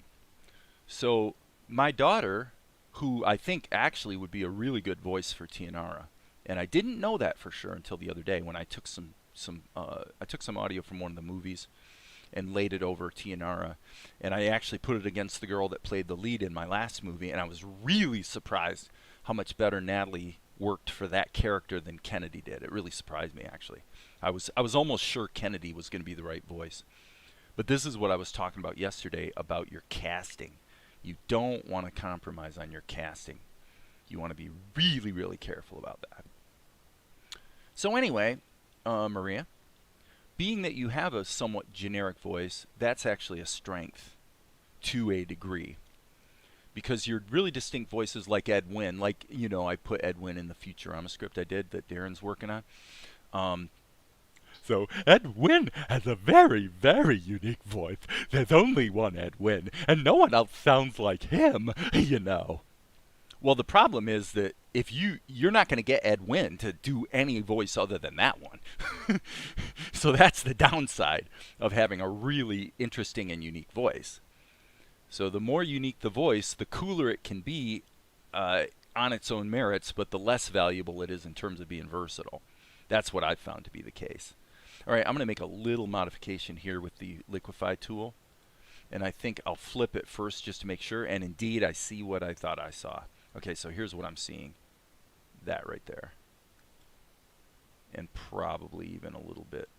Spread that out just a little bit. Yeah, and maybe round that a bit. So those are just trade-offs. You know, it's just the way the world is. Everything's a trade-off.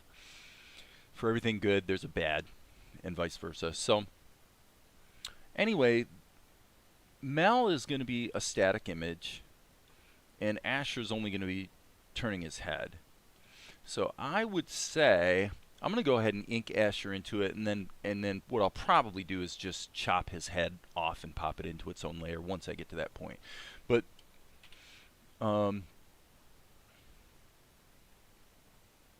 you're around actors all the time, so it's easier to do. Well, yeah, I assume, Amar, you're talking not to me, but to Maria. I think Maria's around actors all the time.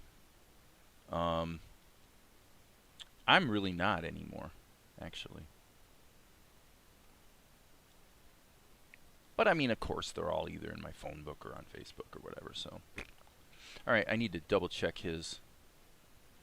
We got a lot of latitude on his colors because of the dramatic lighting, but the main thing I'm looking at is the fact that he's got this collar thing going on. So I'm really gonna, the challenge right now with this shot, that I specifically have chosen for myself is that I'm going to challenge myself to really visualize in my mind what I'm wanting to see on the screen so that I can literally just put my stylus down and nail it on the first try. Just as a personal challenge. I think that'll be fun to try to do. And maybe I'll fail, but so far this is pretty much going well. Another thing I've been finding, which is another reason I'm favoring doing ink and paint here in Krita, is that more often than not, I'm finding these little broken lines. I like it. I like keeping it loose like that. Well, the problem is that means that the shapes aren't filled, and so if you use the fill tool, it's literally nothing but leaks, right? So when I talk about, I'm talking about a lot of things at once here, by the way, folks. So if I sound a little bit, you know, frenetic, it's because I'm juggling a couple different ideas in my head. But I really like this look. Now you can get this look in Tahoma using vectors. If you're going to do what I'm doing in Krita, you probably want to look real hard at using vector layers in Tahoma, because then you could actually draw really clean lines and outline everything and add a vector effect that adds a little breaks. I don't think that's going to look quite as good as when I just roll my own, personally, I don't think, but you could do that.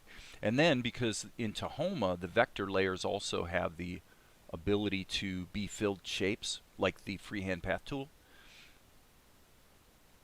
you could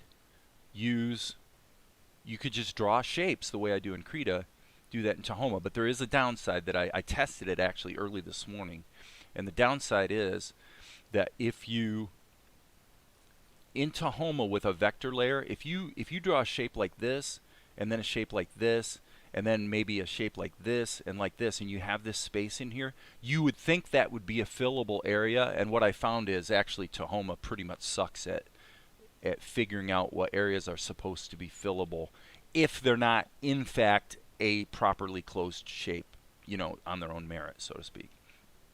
That was disappointing because that means that essentially you can't mix filled shapes with the fill tool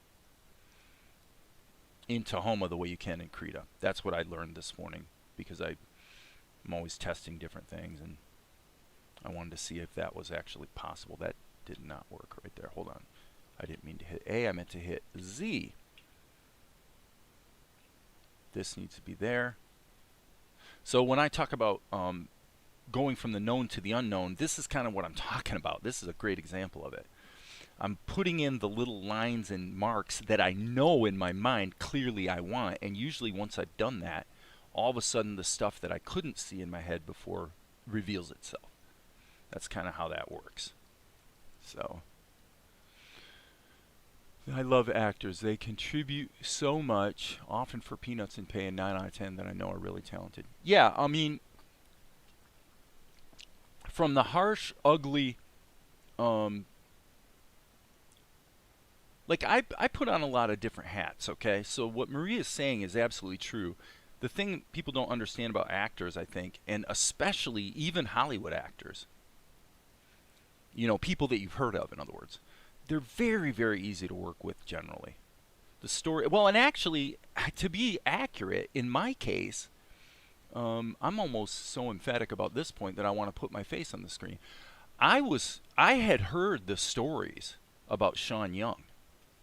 Okay, Sean Young has a reputation as a Hollywood bad girl, you know, in the sense that she's really hard to work with, real opinionated. You don't want to hire Sean Young. If you don't know who Sean Young was or is, she was in Ace Ventura. She was in her most well-known role was as in Blade Runner. In Blade Runner, she played the replicant Rachel, kind of the girl that Harrison Ford almost, you know, kind of sort of fell in love with, I guess, sort of. So that was Sean Young. So in the 90s, she was kind of hot stuff there for a little while, mainly because of Blade Runner. But she has had a reputation as being really difficult. Well, guess what? That is so not true. And I know because I worked with her. I hired her, and she came in here for a day, and she was awesome to work with. Very, very, very fun. Absolutely no problem at all. And she dealt with, frankly, a lot of challenges that she wasn't used to dealing with. Like the fact that there was essentially no staff. No wardrobe people, no hair people, no nothing. There's no nothing. It was just basically me, one or two other actors, and her. I'm like, trust me, Mary. Her real name's Mary. Trust me, Mary. It'll work. It'll be good. We'll make it happen. And she trusted me. And she's like, well, you know, it's your movie, so I'll just do my job, and you do your job, and hopefully it'll turn out okay. And it did. It came out awesome. Did you answer my question? I zoned out accidentally. Okay, let me look back. Rose. Oh, I'm sorry. Yeah, I missed that. I think that might have been when I was on break. Can I assist in project management? I think that's the question you're referring to. Well, I don't know what you would mean by project management. Are you referring to something relating to sort of the story, or the stuff that remains to be done, like figuring out what the like one thing. Let me give you an example of something that would actually be useful to me. Okay, and again, this is the kind of thing that I'm going to be very, very blunt about this. Okay, the things that I'm talking about now are things that I know I could do myself very easily, but at the same time, I'm always open to, look, if somebody wants to proactively help out or get a credit, get a credit on a show or something like that by doing something useful, then I'm open to that, because I'm happy. I've done that many times where, I want someone to be able to cite a credit in a movie or a show, because it kind of helps their career, perhaps, right? And so it's no problem at all to help people in that way. So with that disclaimer, the thing about the show right now that I think would actually be useful would be just basic plot concepts for the individual episodes. Now, that's not a big job. I mean, if you sit down, you could come up with a bunch of ideas pretty quickly, so it's not a big job, but it is something that needs to be done. Now, I'm thinking about, I had mentioned yesterday, I'll just blab about this. Teach the nation, sir, yet us young. And Rose, I don't even care how old you are. I don't care. I don't care how old you are, what color you are. None of that matters. All that matters is if you want to pitch an idea, then pitch an idea. It's great.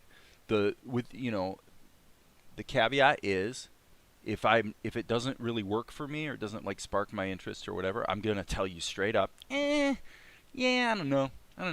Yeah, it's an okay idea, but I don't think so. I'll tell you that it's not the right idea. So anyway,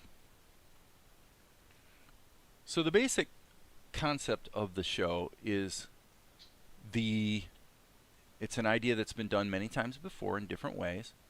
You saw it with the Incredible Hulk show in the old days, in the 80s. You saw it with shows like, Hercules, The Legendary Journey, or Legendary, I don't know what it was. I think it was Legendary Journey. So the idea is that you have this little cast of characters. This is the basic premise of the show. So I'm not referring at all to the greater arc that carries through the 12 episodes that glues them all together. So that's not what I'm talking about right now. That's my responsibility. Okay. However, these three characters, you got 48 minutes of show here that brought these three kids together. Forced them together, actually. Pretty much against their will. In fact, these two pretty much are discovering that they don't like each other very much. So there's a lot of fun dynamics with the characters. Okay? But now that they've been put in the position where they've got to figure out what their mission is, and for various reasons I won't explain now, they have to get out of town. So they decide that they're in this together. They're going to try to make it work as a team. Okay? That long-winded explanation. That's the premise. So now what are the episodes? Well, the episodes are basically we're gonna assume that the details that make the big story are going to slowly be revealed over the long-term arc. But each of the episodes needs to stand alone as a complete episode that someone could watch and enjoy all by itself. So what's the premise of those individual episodes? Well, the premise is they go into it's just broadly speaking, they wander into a village or whatever, and there's something going on in that village that maybe is not quite right, and they seem to get involved with people and wind up helping them solve their problem. I mean, it's, as I say, it's a show pattern that has repeated itself on many shows, and it's a good one. So I thought, okay, we'll have one episode that deals with women's issues, let's say. So in this particular village or country that they wander through, maybe all the women are, kind of like you see in the Middle East, where they're, pretty suppressed in a lot of cultures. That type of thing. And then how do we, whoops, that was a boo-boo. So then what's the problem? And then how do we solve it? What's the lesson or the takeaway for the audience, right? Now, coming up with a dozen of those, again, like I said, that's not very hard. I would like to, I wish Yvette was here, because to tell you the truth, I think that the concept behind Yvette's books, Yvette is YS Books. She pops in here fairly frequently. She may even be here and I don't know it, but Yvette's concept of the origin. So her books have an underlying thread that's the driver of the supernatural powers that exist in her stories, okay?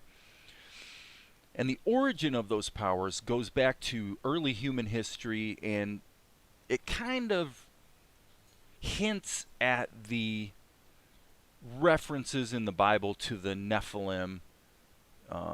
It's some stuff in the Old Testament that's very weird, that most modern Christians sort of bleep over and pretend isn't there in the Bible, because it's really strange. Could explain why the young lady wants to go. Well, the Tianara has to go because, if that's what you mean her? You mean Tianara? Her? She has to go. The whole reason they're in this pickle is because she was promised to the prince, to be married to the prince against her will. And because of all the things that happened throughout this story, this first double-length episode, she basically has nowhere to go. So throwing in with Mel is kind of her best option at this moment. But yeah, okay. So now let's think about a couple things here. This is, we're almost tempted to bake the background in. I'm going to take this out now and save it.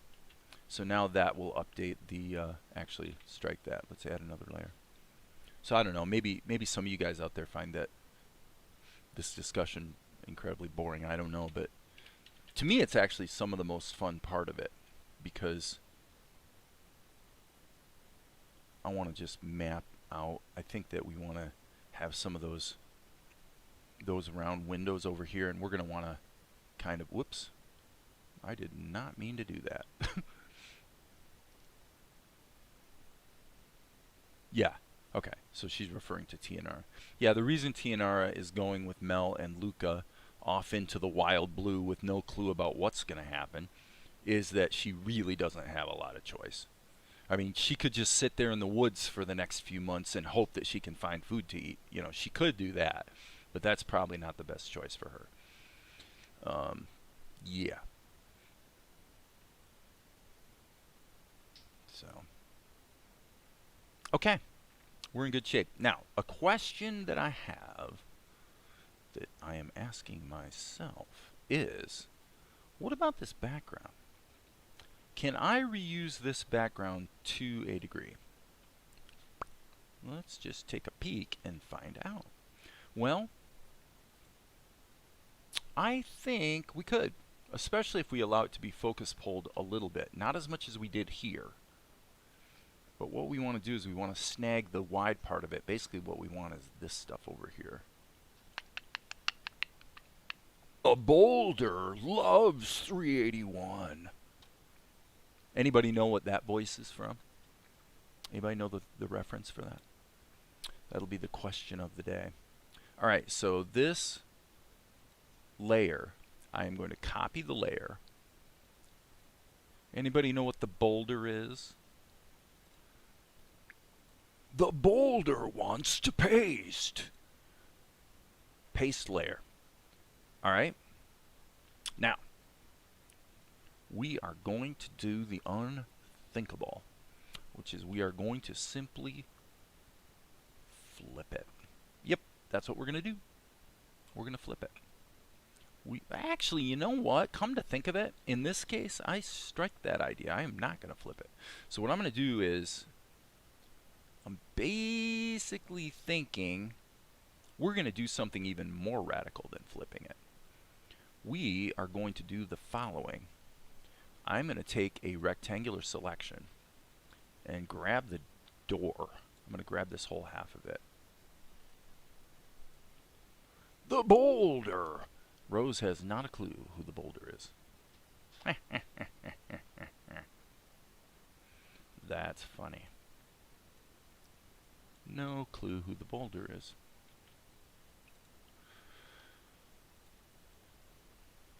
Somebody here ought to be able to at least guess what the reference is for the boulder. And this is proving to be a little more clunky than I hoped, because Krita doesn't really give you a way to access the area outside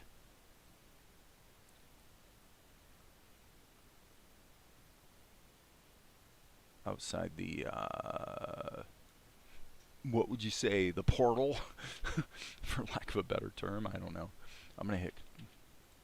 Okay, that kind of sort of worked. Wow, can't believe I got away with that. Okay, so there's gonna have to be a little painting involved here to fix it up, but essentially not horrible. Not horrible.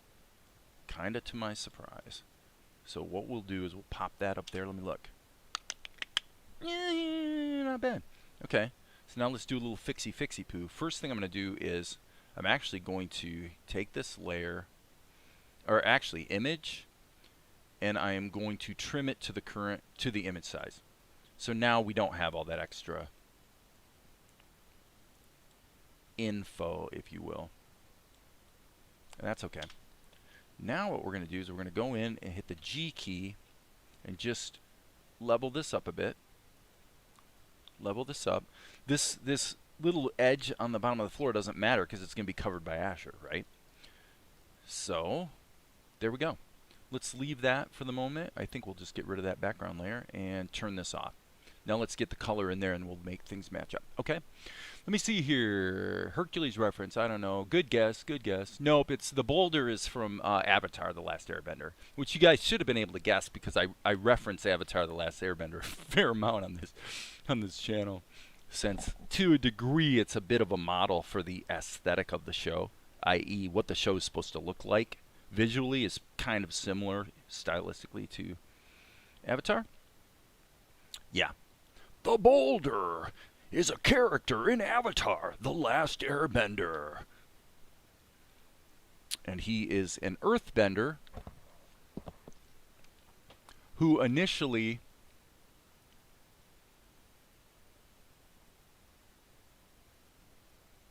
Right, Maria. In this all would be, yeah, what I tried to do just now would probably be easier in Tahoma actually. Because at least then you could use the animate tool to just make it all bigger, and then now you feel lame. Why? Okay, so it was, I don't know, it was probably, so Aang needed an earthbending teacher, and so in the Earth Kingdom, uh, oh gosh, Toph, the character of Toph, was actually was fighting in the ring. She was the blind bandit, and she was fighting in the ring, and one of the guys who battled her, one of her rivals, if you will, was a guy who went by the name of the Boulder. He was a wrestler, okay? And what I'm going to do, by the way, is I'm going to put this in solo mode so that by just selecting layers, it just solos them. So the Boulder was a fairly impressive earthbender. Not quite impressive enough, though, since Toph beat him. Okay, and why is Krita acting like it wants to really think a lot right now? I'm going to save my work. So yeah, that's the Boulder. And then later, it was kind of fun because much later, they brought the Boulder back. You know, sort of in the climax of the show, the Boulder came back to be one of the guys that helped them to defeat the Fire Lord. So it's always fun when you have some character and you can bring them back later, and you know, people kind of remember. It's kind of fun. It's a fun thing. A fun thing, I say. So here, I'm just going to kind of do this the easy way. The easy way is the slow way, but that way I don't have to deal with, you know, leaks.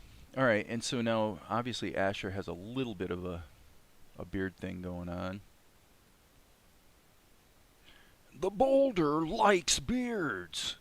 Yeah, look it up on YouTube. Just look up the Boulder Airbender. I'll bet you if you search Boulder Airbender, you'll find some little clip, and you can hear what the Boulder's voice sounds like. But it's kind of like this. It's the Boulder, and he always refers to himself as the Boulder. He doesn't actually refer to himself as me. It's one of the funny, I mean, if you think that's funny, it's one of the funny things about the character is he always refers to himself in the third person as the Boulder. The Boulder feels surprised. Things like that. Little bit silly, people. Silly. Rose, thank you for explaining. Oh, my pleasure, people. My pleasure. We're having a pretty good day today. Rocking and rolling, making good progress. I got to go back here and look at this. The paper. Ooh, that's the only spot right there where the paper is actually available in its native color, or as we say in painting parlance, local color. You know, you want to put in the local color and then figure out your highlights and your shadows relative to the local color. Generally.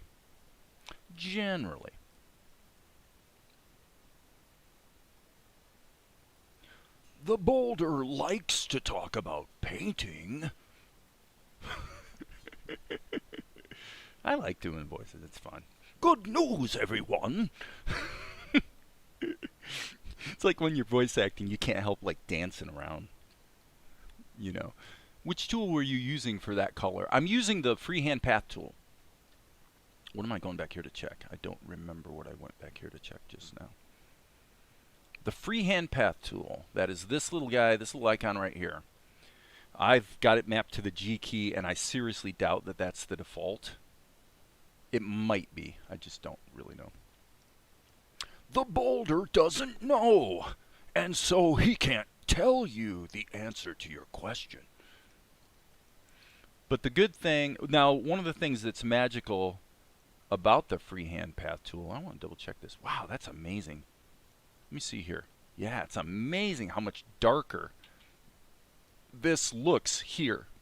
It's really startling. Mongo only pawn in Game of Life. Well, I mean, for all I know, it could be the same voice actor. Actually, those guys, you know, they get around and do a lot of different shows a lot of times. So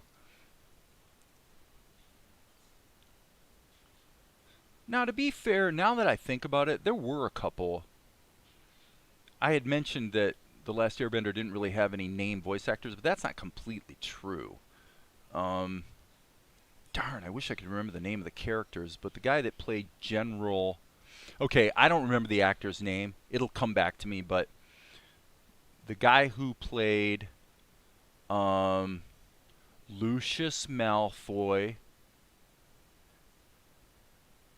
in the Harry Potter movies also did the voice of General... what was it? General Zhang, maybe? I don't know.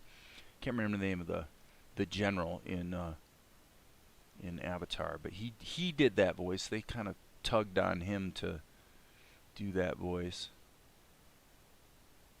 And then of course there was Mako, who died after the second season, who did Uncle Iroh, and he was he was great. The guy that replaced him in season 3, just Uncle Iroh, he was still okay, but he lost a lot of his charm when Mako died and couldn't do the voice anymore. Just saying.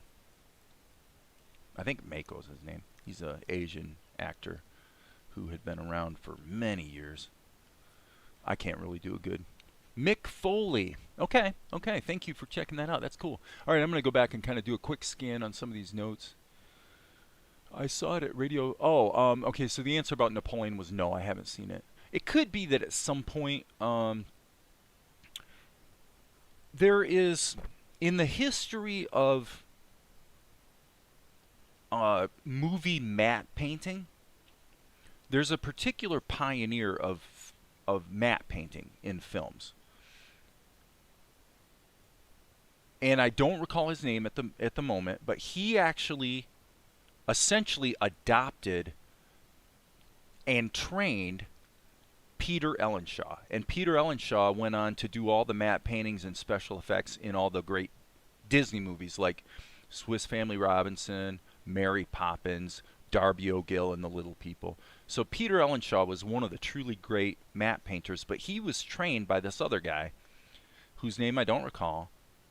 And that guy, so, you know, we're talking, the guy I'm referring to was a filmmaker and matte painter in the 1920s with silent films. Okay? Well, that guy was in a silent film, and I'm pretty sure it was Napoleon. And he even had a role in it, actually. So I wonder if that might be what you're referring to. But I could look it up.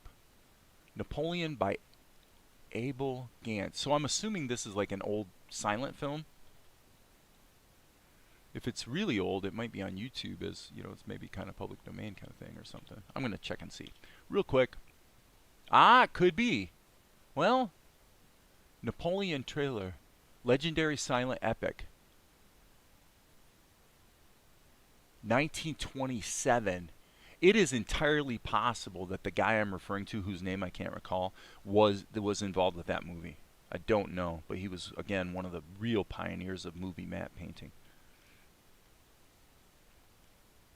If you guys don't know what matte painting is, if anyone doesn't know what matte painting is, put something in the comments and I'll deal with it, but otherwise I'll assume you do know what matte painting is. Okay, let's zoom in here on Mel and let's get some flesh tone. Let's get some flesh tone. Now here we're going to be able to hit the F key and boop, boop, boop. Boop, boop, boop. Boop. Boop. Nope, there's going to be a leak. I think there's going to be a leak. I better save my work, because I think we are primed for a leak. Percy Day. Thank you, Walter Percy Day. Thank you, thank you, thank you. Known as Pop Day.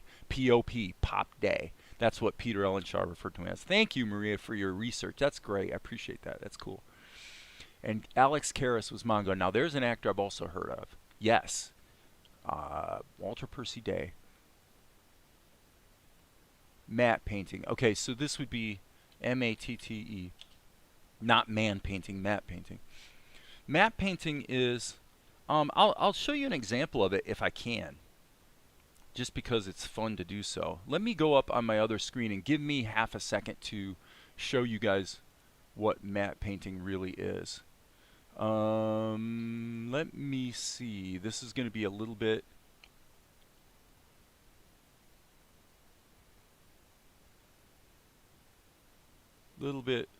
questionable whether I can make this work, but I'm gonna just bear with me.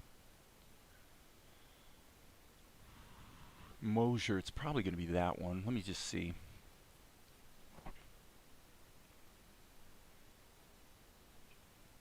Let me see if this doesn't work because it's the wrong hard drive or yeah, this isn't gonna work. This isn't gonna work. Okay, I'll give you the quick and dirty explanation.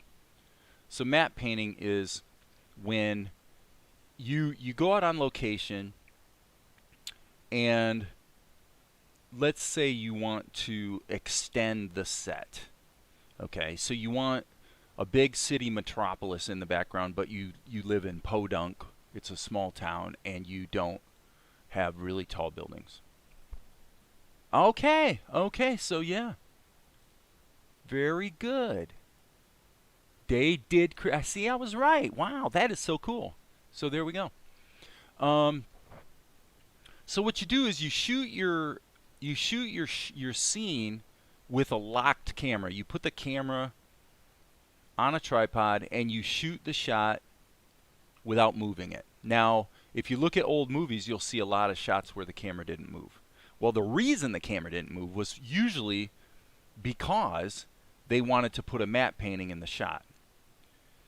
So then what they would do is they would actually, there was more than one way to do it, but in the really old days what they would do is they would set up the camera, and then they would actually put a blank piece of glass right in front of the camera. And then a guy with a bunch of oil paint would look through the camera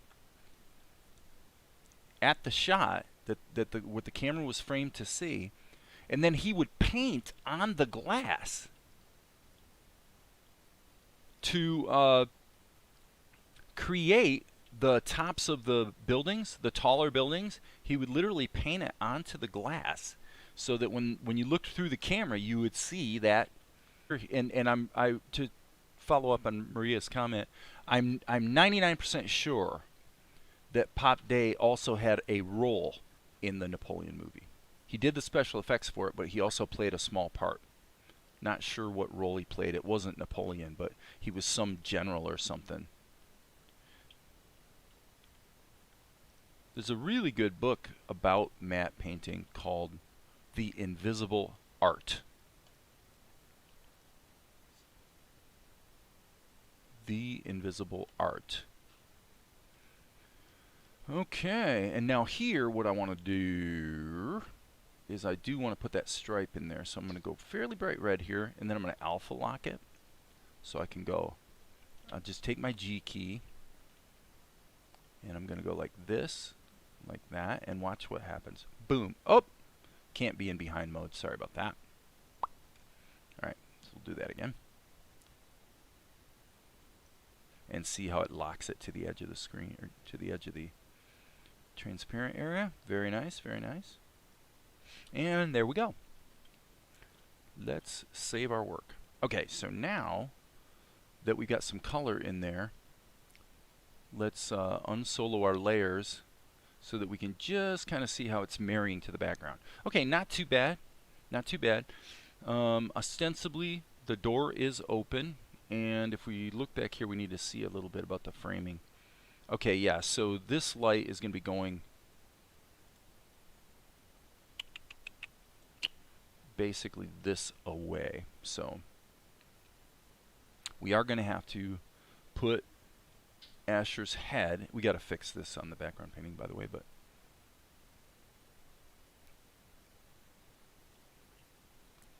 oh, no problem. Yeah, I was just saying that Papa Day not only did the special effects for that movie, but he also acted in it. He had a small role in that film.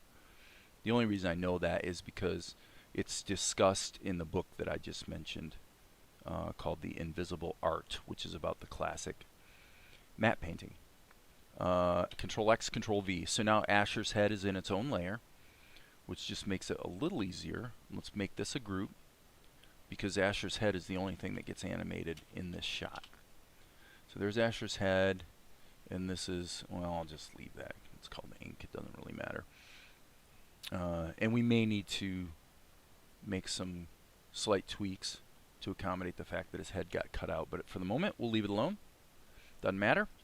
What we definitely need, though, is to do some serious shadow work. So I'm going to go ahead and put it on another layer and alpha lock it. Alpha lock right there. And you'll see why in half a second. All right, I'm going to hit the G key. I do not want to be alpha locked up there. And the light's essentially coming from behind.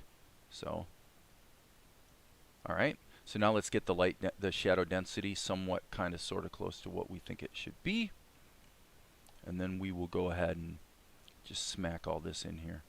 I'm going to say probably something like this. We're going to want the edge of that table.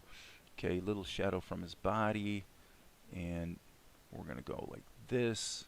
I would say we'll probably actually want that in there. And the good news is we can always add to it. So there's that. Probably a cast shadow actually on the paper. Yep. That looks pretty good. Sorry, my internet died. Okay, yeah. The boulder is gonna win this. The landslide. Okay, one thing I do also want to do, by the way. Well, never mind. I was gonna put Mel on a separate layer for shadowing purposes, because it seems to me that he needs to be in some pretty dense shadow. But you know what? That's really not necessary. What we'll do is we'll just create another shadow layer, and it just won't affect Asher. So let's just go like this, and maybe a little hint of the light there, which doesn't quite make sense, but yeah, I mean the lights are fairly harsh. Now I'm going to hit the E key so I can erase back into this and just give him a nice rim light right there. You know, because the light is on that side of him, so that really makes him pop. Why the heck not? Let's just do it. And we'll just even take a little wrinkle out of the garment. Now that does not make sense. That would not happen. Okay. Varia, really? I do tend to be on the fast side. That is true. You know, why dink around, I say. Why dink around? The thing is, the only thing... See, my goal is to be real time. Okay? I mean, I'm not going to achieve that. But it is my goal. My goal is to get to the point where I can see the cartoon in my head, and, you know, an hour later, it's done. You know, it's on the screen. Right? That's my goal. Pretty unrealistic goal. But that's what I'm trying to do, because it's fun. You know, it's fun to try. So there it is. All right, there's that. Actually, the shadow situation looks pretty darn good. So now what I'm going to do is go to the Asher head. And the Asher, actually the ink and paint on this particular scene is a good example of what I'm talking about. Because what I want to do now is I want to just insert a key. And now this is a real challenge. Can I sample that head color, and just by seeing it in my mind, can I accurately draw Asher? Working from the known to the unknown, I'm going to have him turn his head this way. I can see the beard areas down here.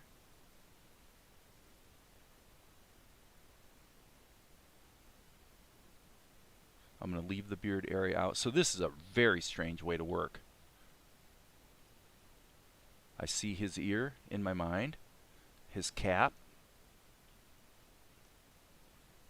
So I see his face right now, pretty much. Not 100%, but for the most part, I see his face. And probably just, I think the whole idea that animation has to take a mega long time is just a, you know, you guys, if you believe that, then you might not ever try to, you know, speed it up too much. But that worked. That worked. Now what I'm going to do is, and this is what I want to get better and better at. I want to get really good at being able to just say, boom, boom, boom, boom, boom, boom. See what I mean? Because to me, I, at the risk of sounding just maybe a little overly capitalistic, to me, this is kind of money in the bank. If I can create something out of nothing, right? You know, I'm creating something that people can enjoy.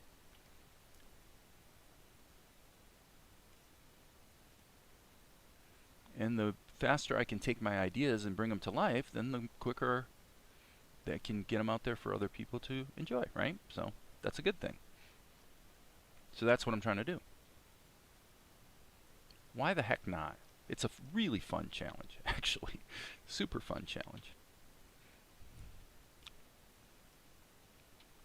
All right, now I'm going to just take a little kiss of white and just, little kiss, little kiss. I like this. All right, so let's go back here, grab this color. Now I'm going to hit the G key. And I'm just going to, now this is a little tougher because it's a very precise shape, actually. There we go. And now we'll come back here with the brush. I'm gonna zoom way in here.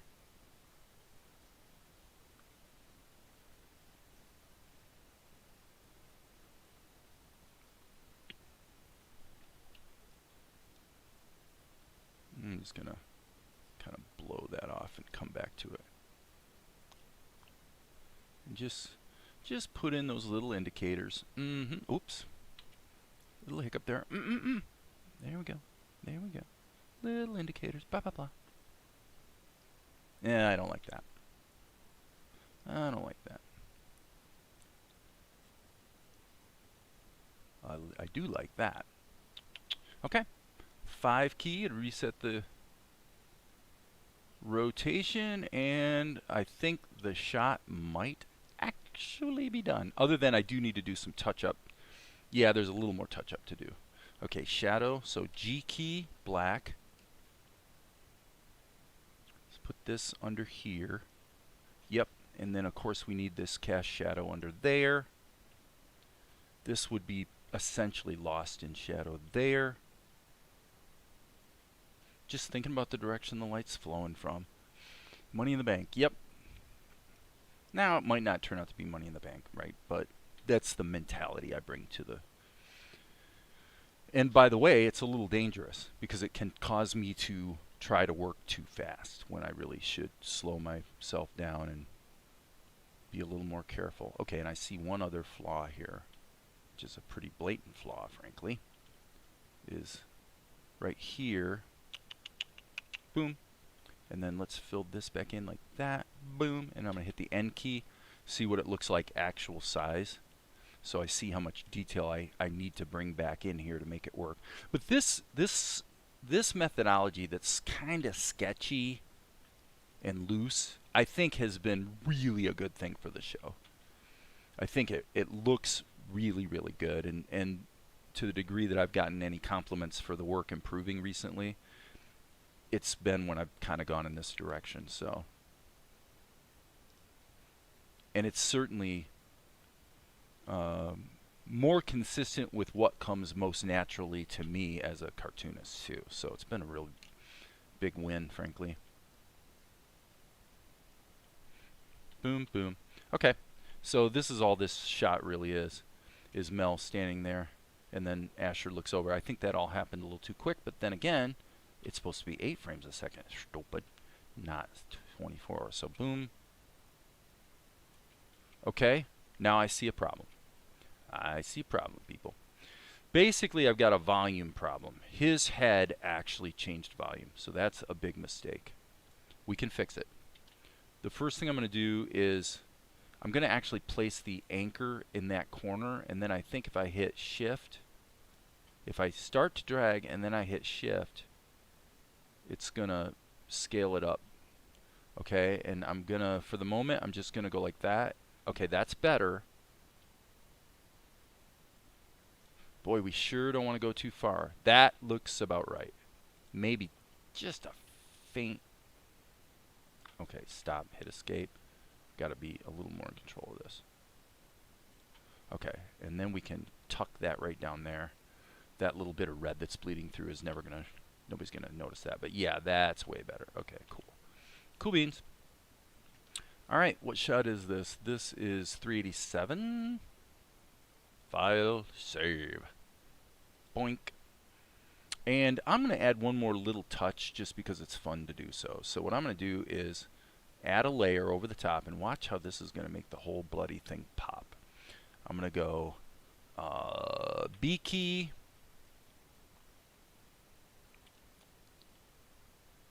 airbrush.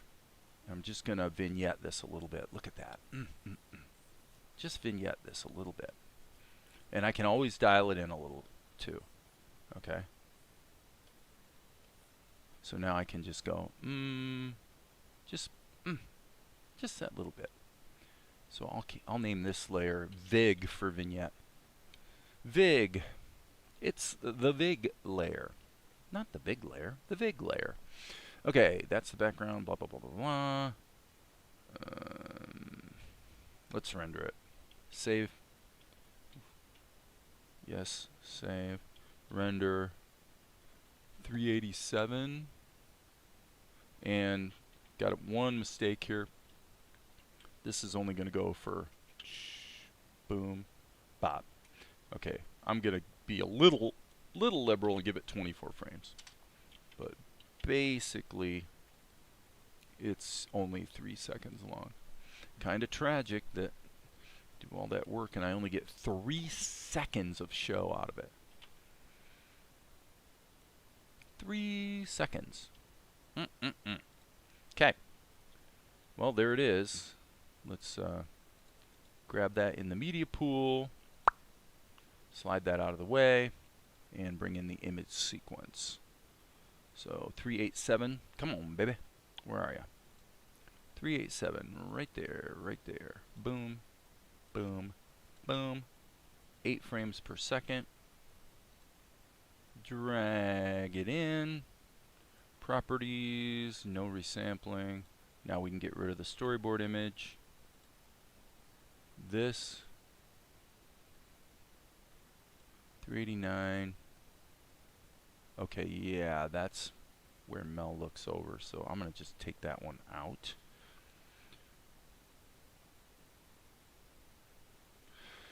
Okay. Save our work. Now my sense would be that he's going to bounce, boom, bop, bop, bop. So it's kind of musical. So that really should be chopped right about there. It's not even 3 seconds. So let's look at what we have. I just don't understand it. I don't understand.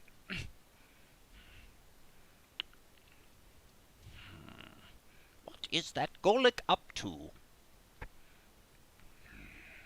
Oh. I watched it 7 times. 7. Yeah, we're on the right track. We're on the right track here. Okay, so far today, I guess we completed this shot, but that doesn't really count because that was yesterday's shot. So unfortunately, the bad news is we've only knocked out 5 seconds here. But that's okay because these shots are going to wind up getting reused. In all likelihood, these are maybe even going to be pulled into Tahoma. Like that frame right there would be a great one to pull into Tahoma and use the plastic tool to add a little secondary animation. It's all going to be lip sync. So we got to go here. This is going to be repurposing this shot. This could be flipped, actually. That's interesting. I mean, look at Mel there, and then look at Mel there. That's a literal flip. So that should be fairly efficient to do. Okay, so I'm going to... I have a volume consistency issue too. For me, the onion skin helps keep me on track. I know you're not fond of onion skin, so I admire your ability to pretty much keep steady.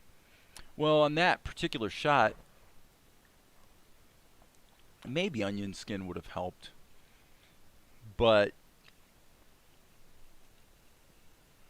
when you're zoomed in that close, it's really, really easy to draw things, and then when you zoom back out, you realize you got them a little bit out of scale. That actually happens pretty frequently. I don't know if other people deal with it, but I've seen that to be kind of a thing. So, all right, let me look at this script. Let's get back to the script. Asher glances up, then back. Mel's face falls as he realizes Asher is too focused even to care. And Mel notices the document. Seems like you'd have that thing memorized by now. Okay, cool.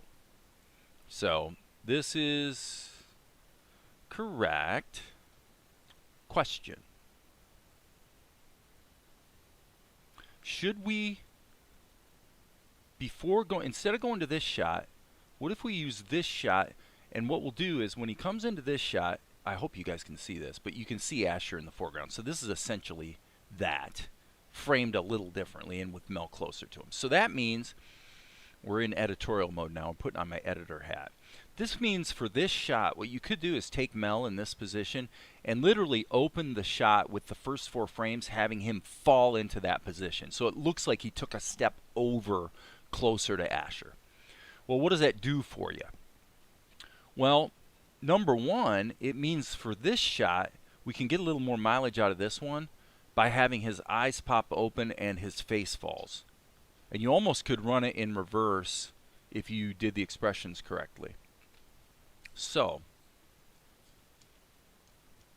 yes, let's do that. So we're going to reuse this shot. Instead of doing the long shot here, because this one's kind of stupid. I mean, you've got Mel in a wide shot, or a medium, I should say. Medium wide is what I would probably call it. And then you're going to this, which is a pretty strange jump cut, actually. I think it's going to flow a lot nicer if we go from wide to close to different angle back to the close-up. So that's what we're going to do. So that means we need to reopen, which is probably already opened, actually. Nope. So I'm going to close that, save this one. Let's open up 386. File open, and we're going to do a little acting. All the hard work's been done for us already because the character's already been created. This is actually going to be this is going to be a nice shot. I can tell already. I know how this is going to go. So Mel is already flattened, and we've got all these animation keys in here. So we're going to have to change his eyes. But essentially, the first step let's take, we'll save it under a different name. So we'll save it first. This is going to be 389. Okay? So here's this. File, save as, and we're going to go -389, and we're going to save it over 389 ping, which is the storyboard image, and then Krita should also offer to save it as a Krita file. Okay, so now we're going to take these keys for Mel and we're going to put them in reverse.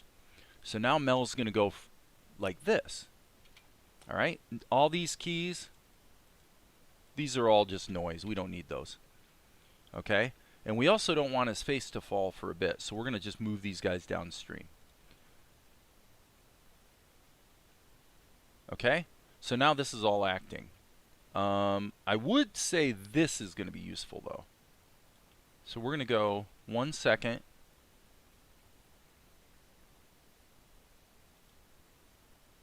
And now let's go in and fix his eyes. Okay? And just because I'm feeling frisky, I'm going to go ahead and keep everything on one layer.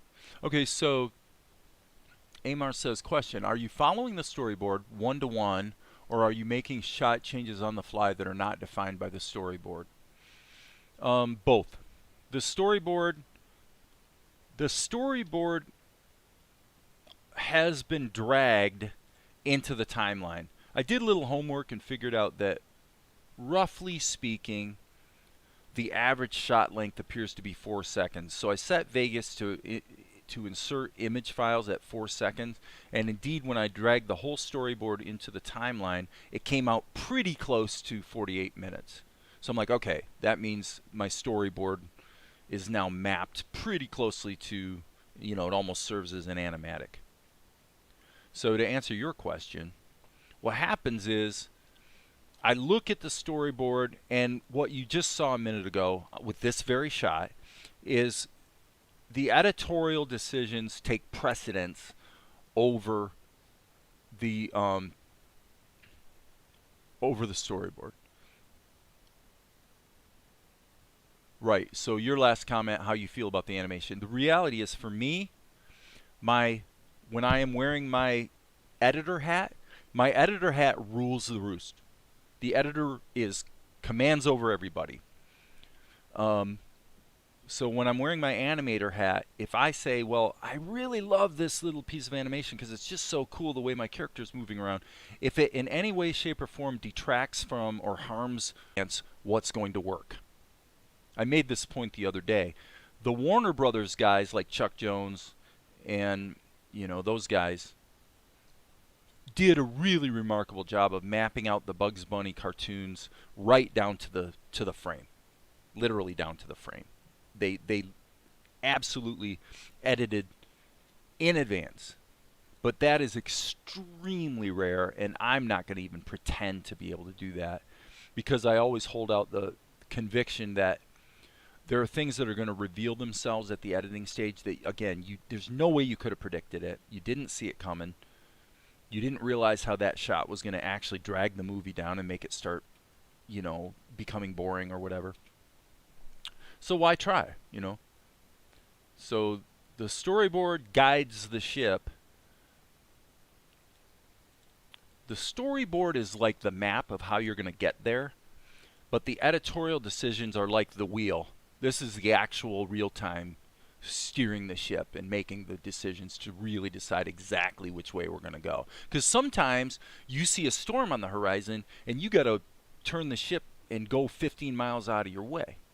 It happens, and it happens to everybody. So, haven't always been able to follow, Anthony says, but thanks for always being live with this. Yeah, I'm pretty much live all the time lately, that's for sure.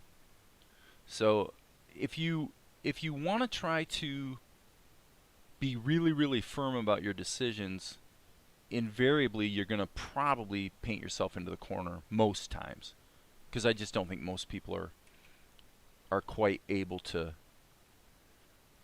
see around corners, as what's his face would say, Dr. Phil, would say teenagers can't see around corners.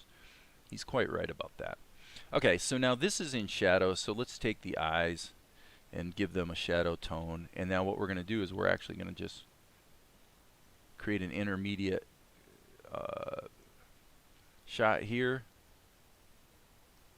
And I'm going to just take his mouth out for the moment.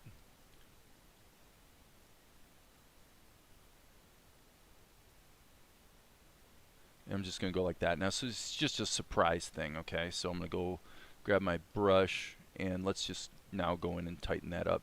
Kind of the reverse of the way people would typically expect, I suppose. Normally you would think of putting in outlines and then filling in.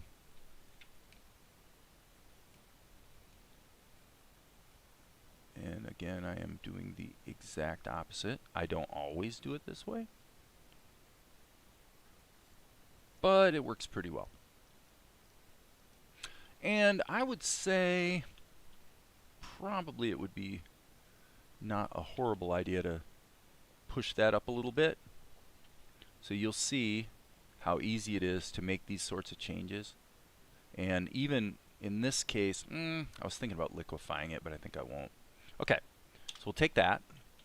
Now remember, this is only going to be on the screen for 1 frame. Well, maybe 2, but I mean, it's going to be gone pretty quick.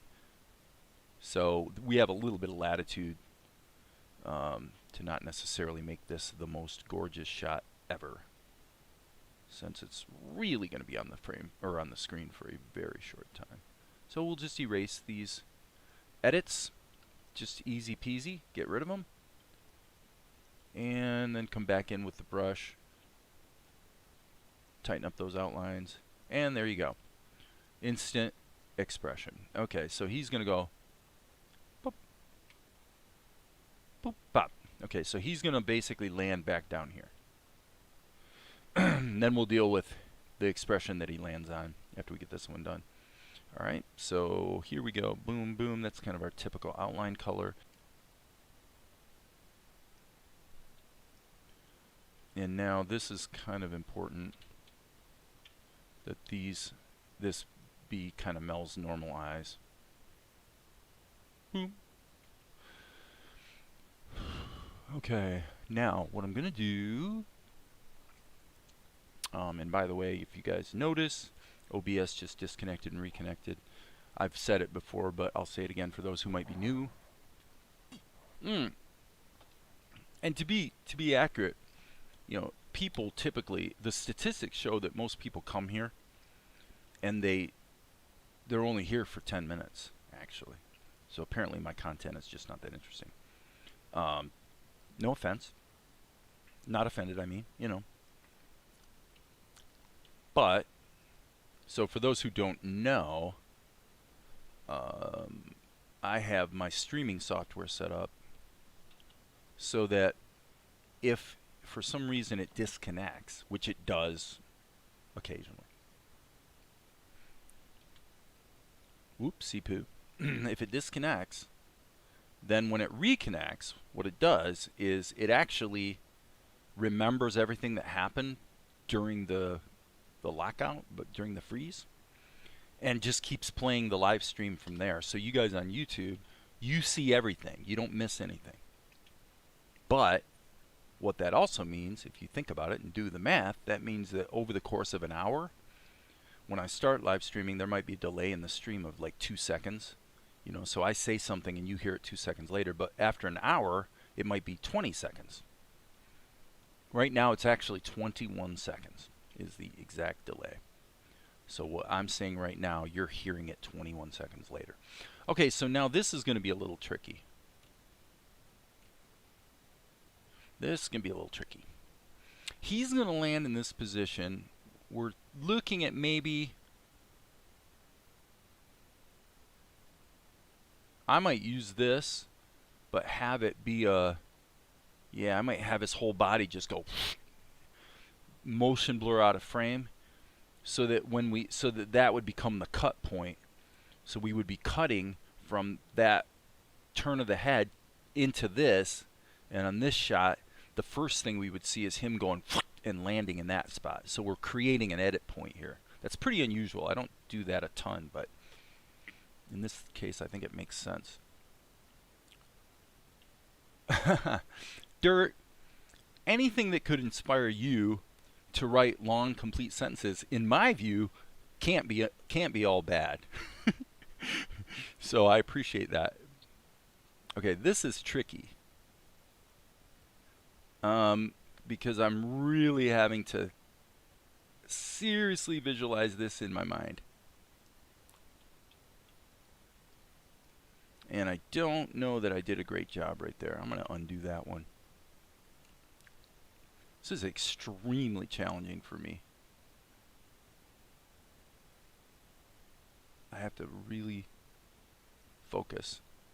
That's probably better, other than the fact that we've got that little divot right there. Okay, so let's flip it and see. Not bad, not bad, not bad. I would say we're probably doing okay. All right, so I'm going to go here, boom, boom, B key, zipping in, and now we're just going to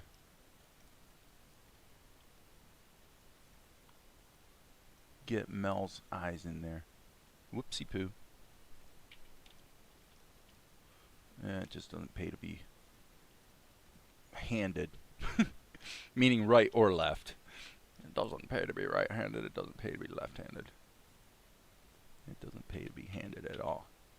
It means you gotta rotate things around if you want to be able to draw good curves and whatnot. Okay.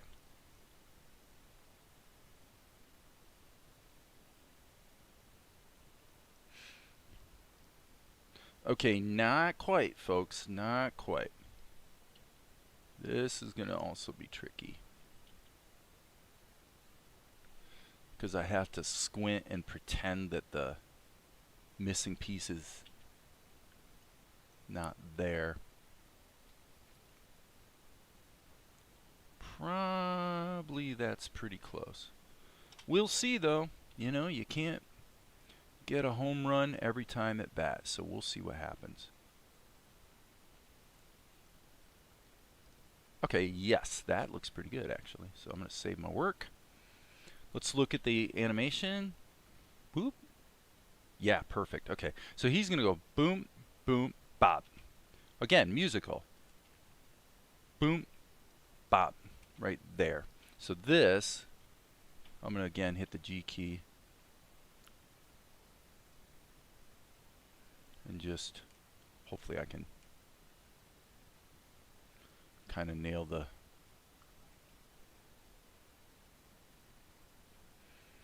Okay.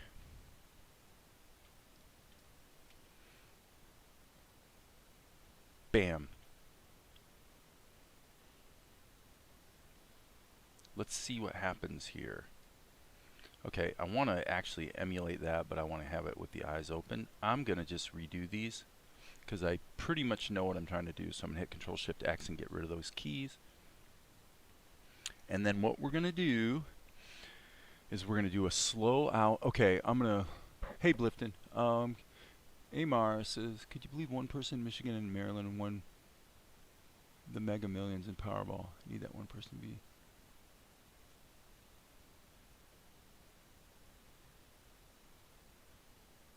Wow. Just saying. Actually, I'm going to do this. I'm not going to use Liquify for this. I'm just going to say the body anchor would be as low down here as possible.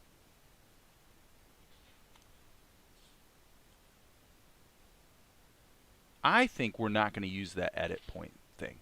What we're going to do is we're going to do a slow out. Boom. There's the slow out. Now we're going to actually move it even more like this. Ah, wait, stop. There's one thing I want to do first. I forgot. Let's do this. I'm going to make this a little quicker. Watch this. This is going to be good. Boom, boom. Okay. This is important. Get rid of this. We don't need this. We'll come back to that. All right, and I'm going to save my work because I know this is going to really help the acting. I'm going to have a shoulder drop. Shoulder drops can be a really, really effective way to get some emotion into your situation. So what I'm going to do is I'm going to go just like that. And in Mel's case, his arms are dropping too, so I'm actually stretching the arms a little more even than the shoulders.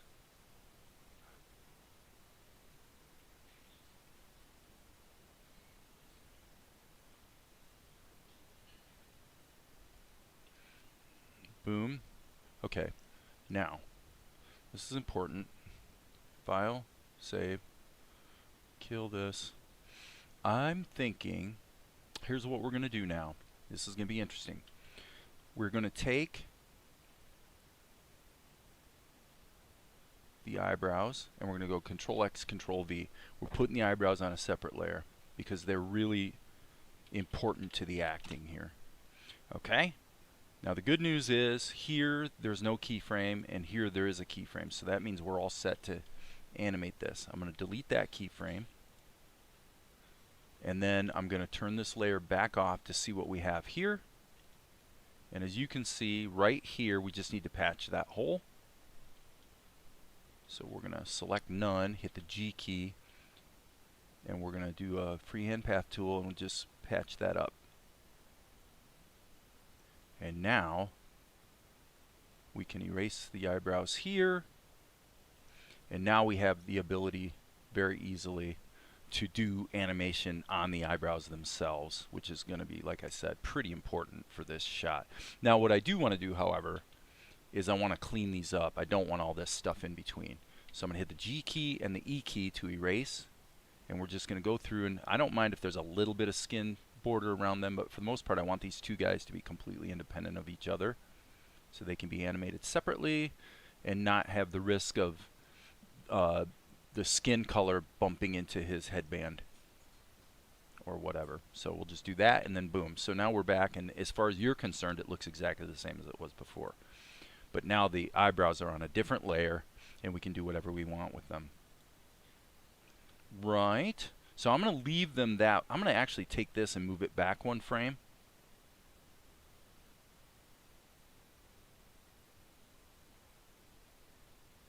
And here, in fact, you know what I'm going to do? Let me see. Let me solo the mel layer. I want to check something. Yeah, I mean, in a perfect world, I'd probably do something here, too. I think so. So, here's what we're going to do. Let's solo mel. That can stay the same, but these two, I think we get rid of these eyebrows. We get rid of these eyebrows. Because I'm totally seeing a little bit of a consternation squint thingy going on here with the eyebrows. So really these eyebrows need to come back here.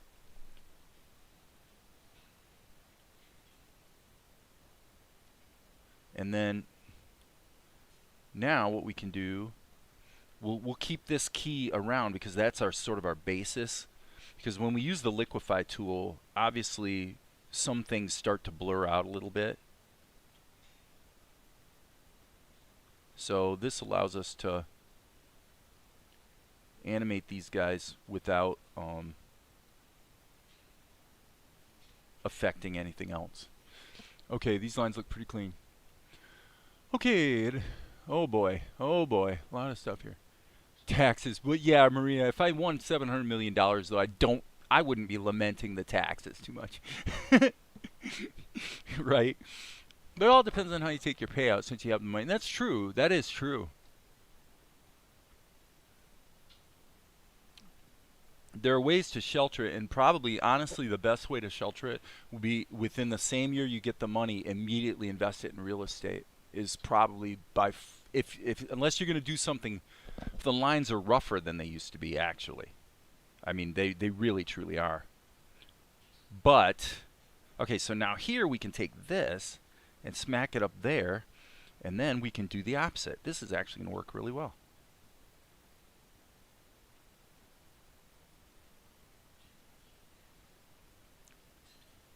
I think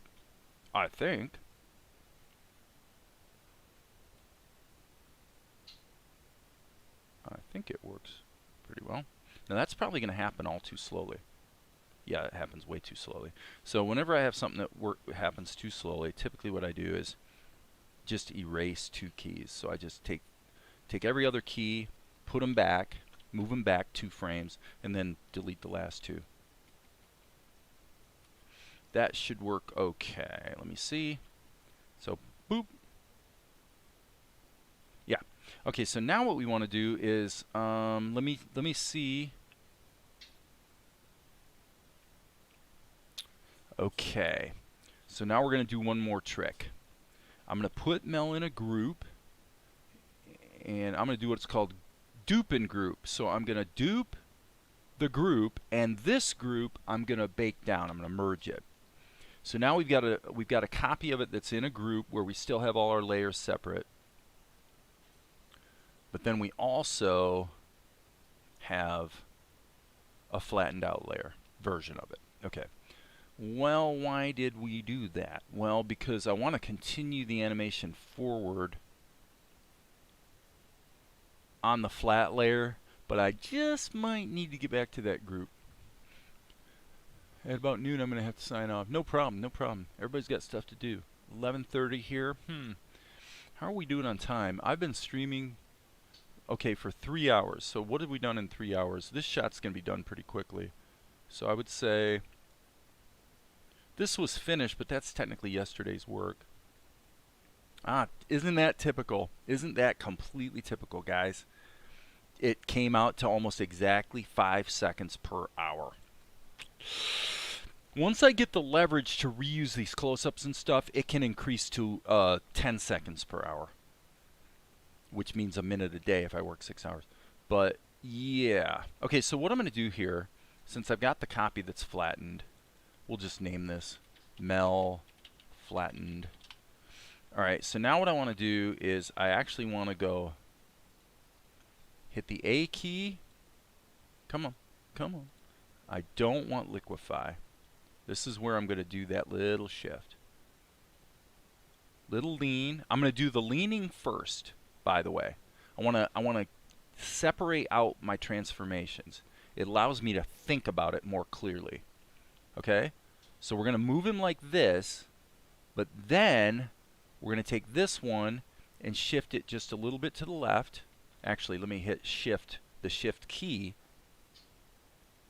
so it locks it to the axis, and then this one a little more. Okay?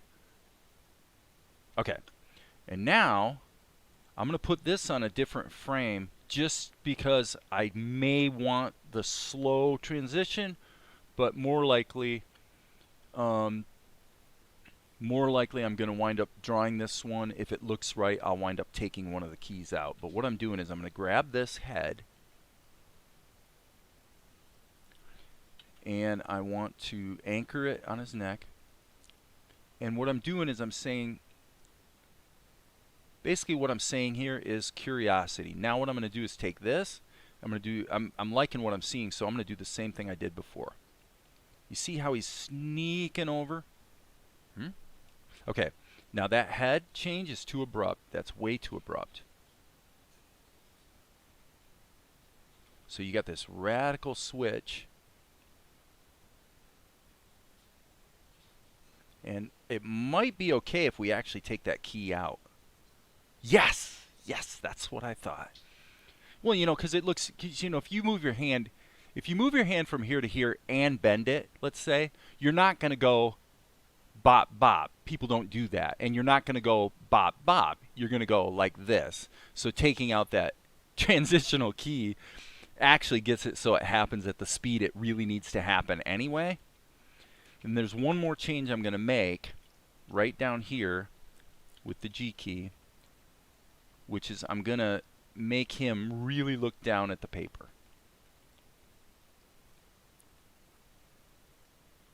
Like that.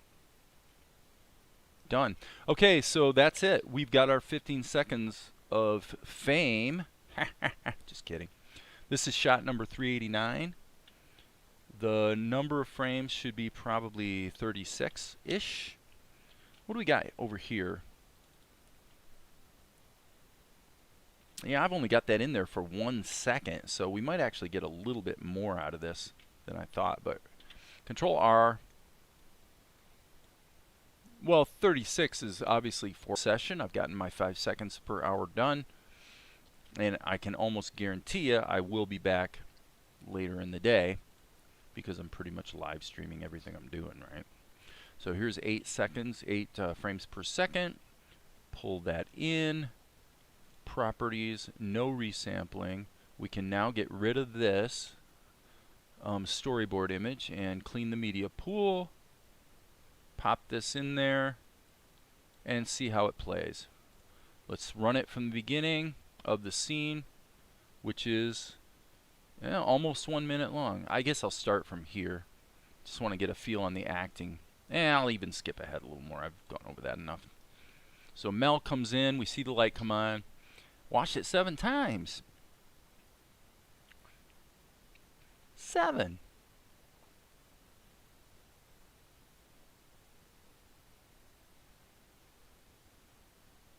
Okay, I like it. There's only one thing on this shot, on 387. Asher needs to look back away from Mel after he looks at him. So I'll fix that. But I think since it has been straight up 3 hours, I'm going to sign off and I'm going to make that change. Outline is needed on his chin on that last frame. Oh, let me look at that, my friend. I appreciate you. I assume you're talking about Mel.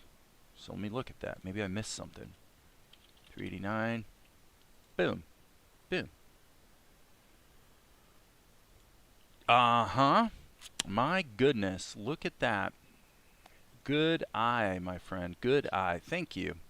And actually, you can see a little more cleanup was required there. So, yeah, of course, I'd like to think I would have noticed that eventually, but hey, that's what friends are for. So we're going to use the B key. And why are we must have a selection, right? Erase mode? No, we're in behind mode. There we go. There's a problem. I knew it was something. Okay. And then we'll take the G key and just go E to erase. Clean out that garbage there. Little hiccup. So thanks for the tip, man. I appreciate you. Good eye. Appreciate the good eye there, folks. All right. That's it. Control R. We have a problem. Houston, we have a problem. What did I say this was? 36 frames.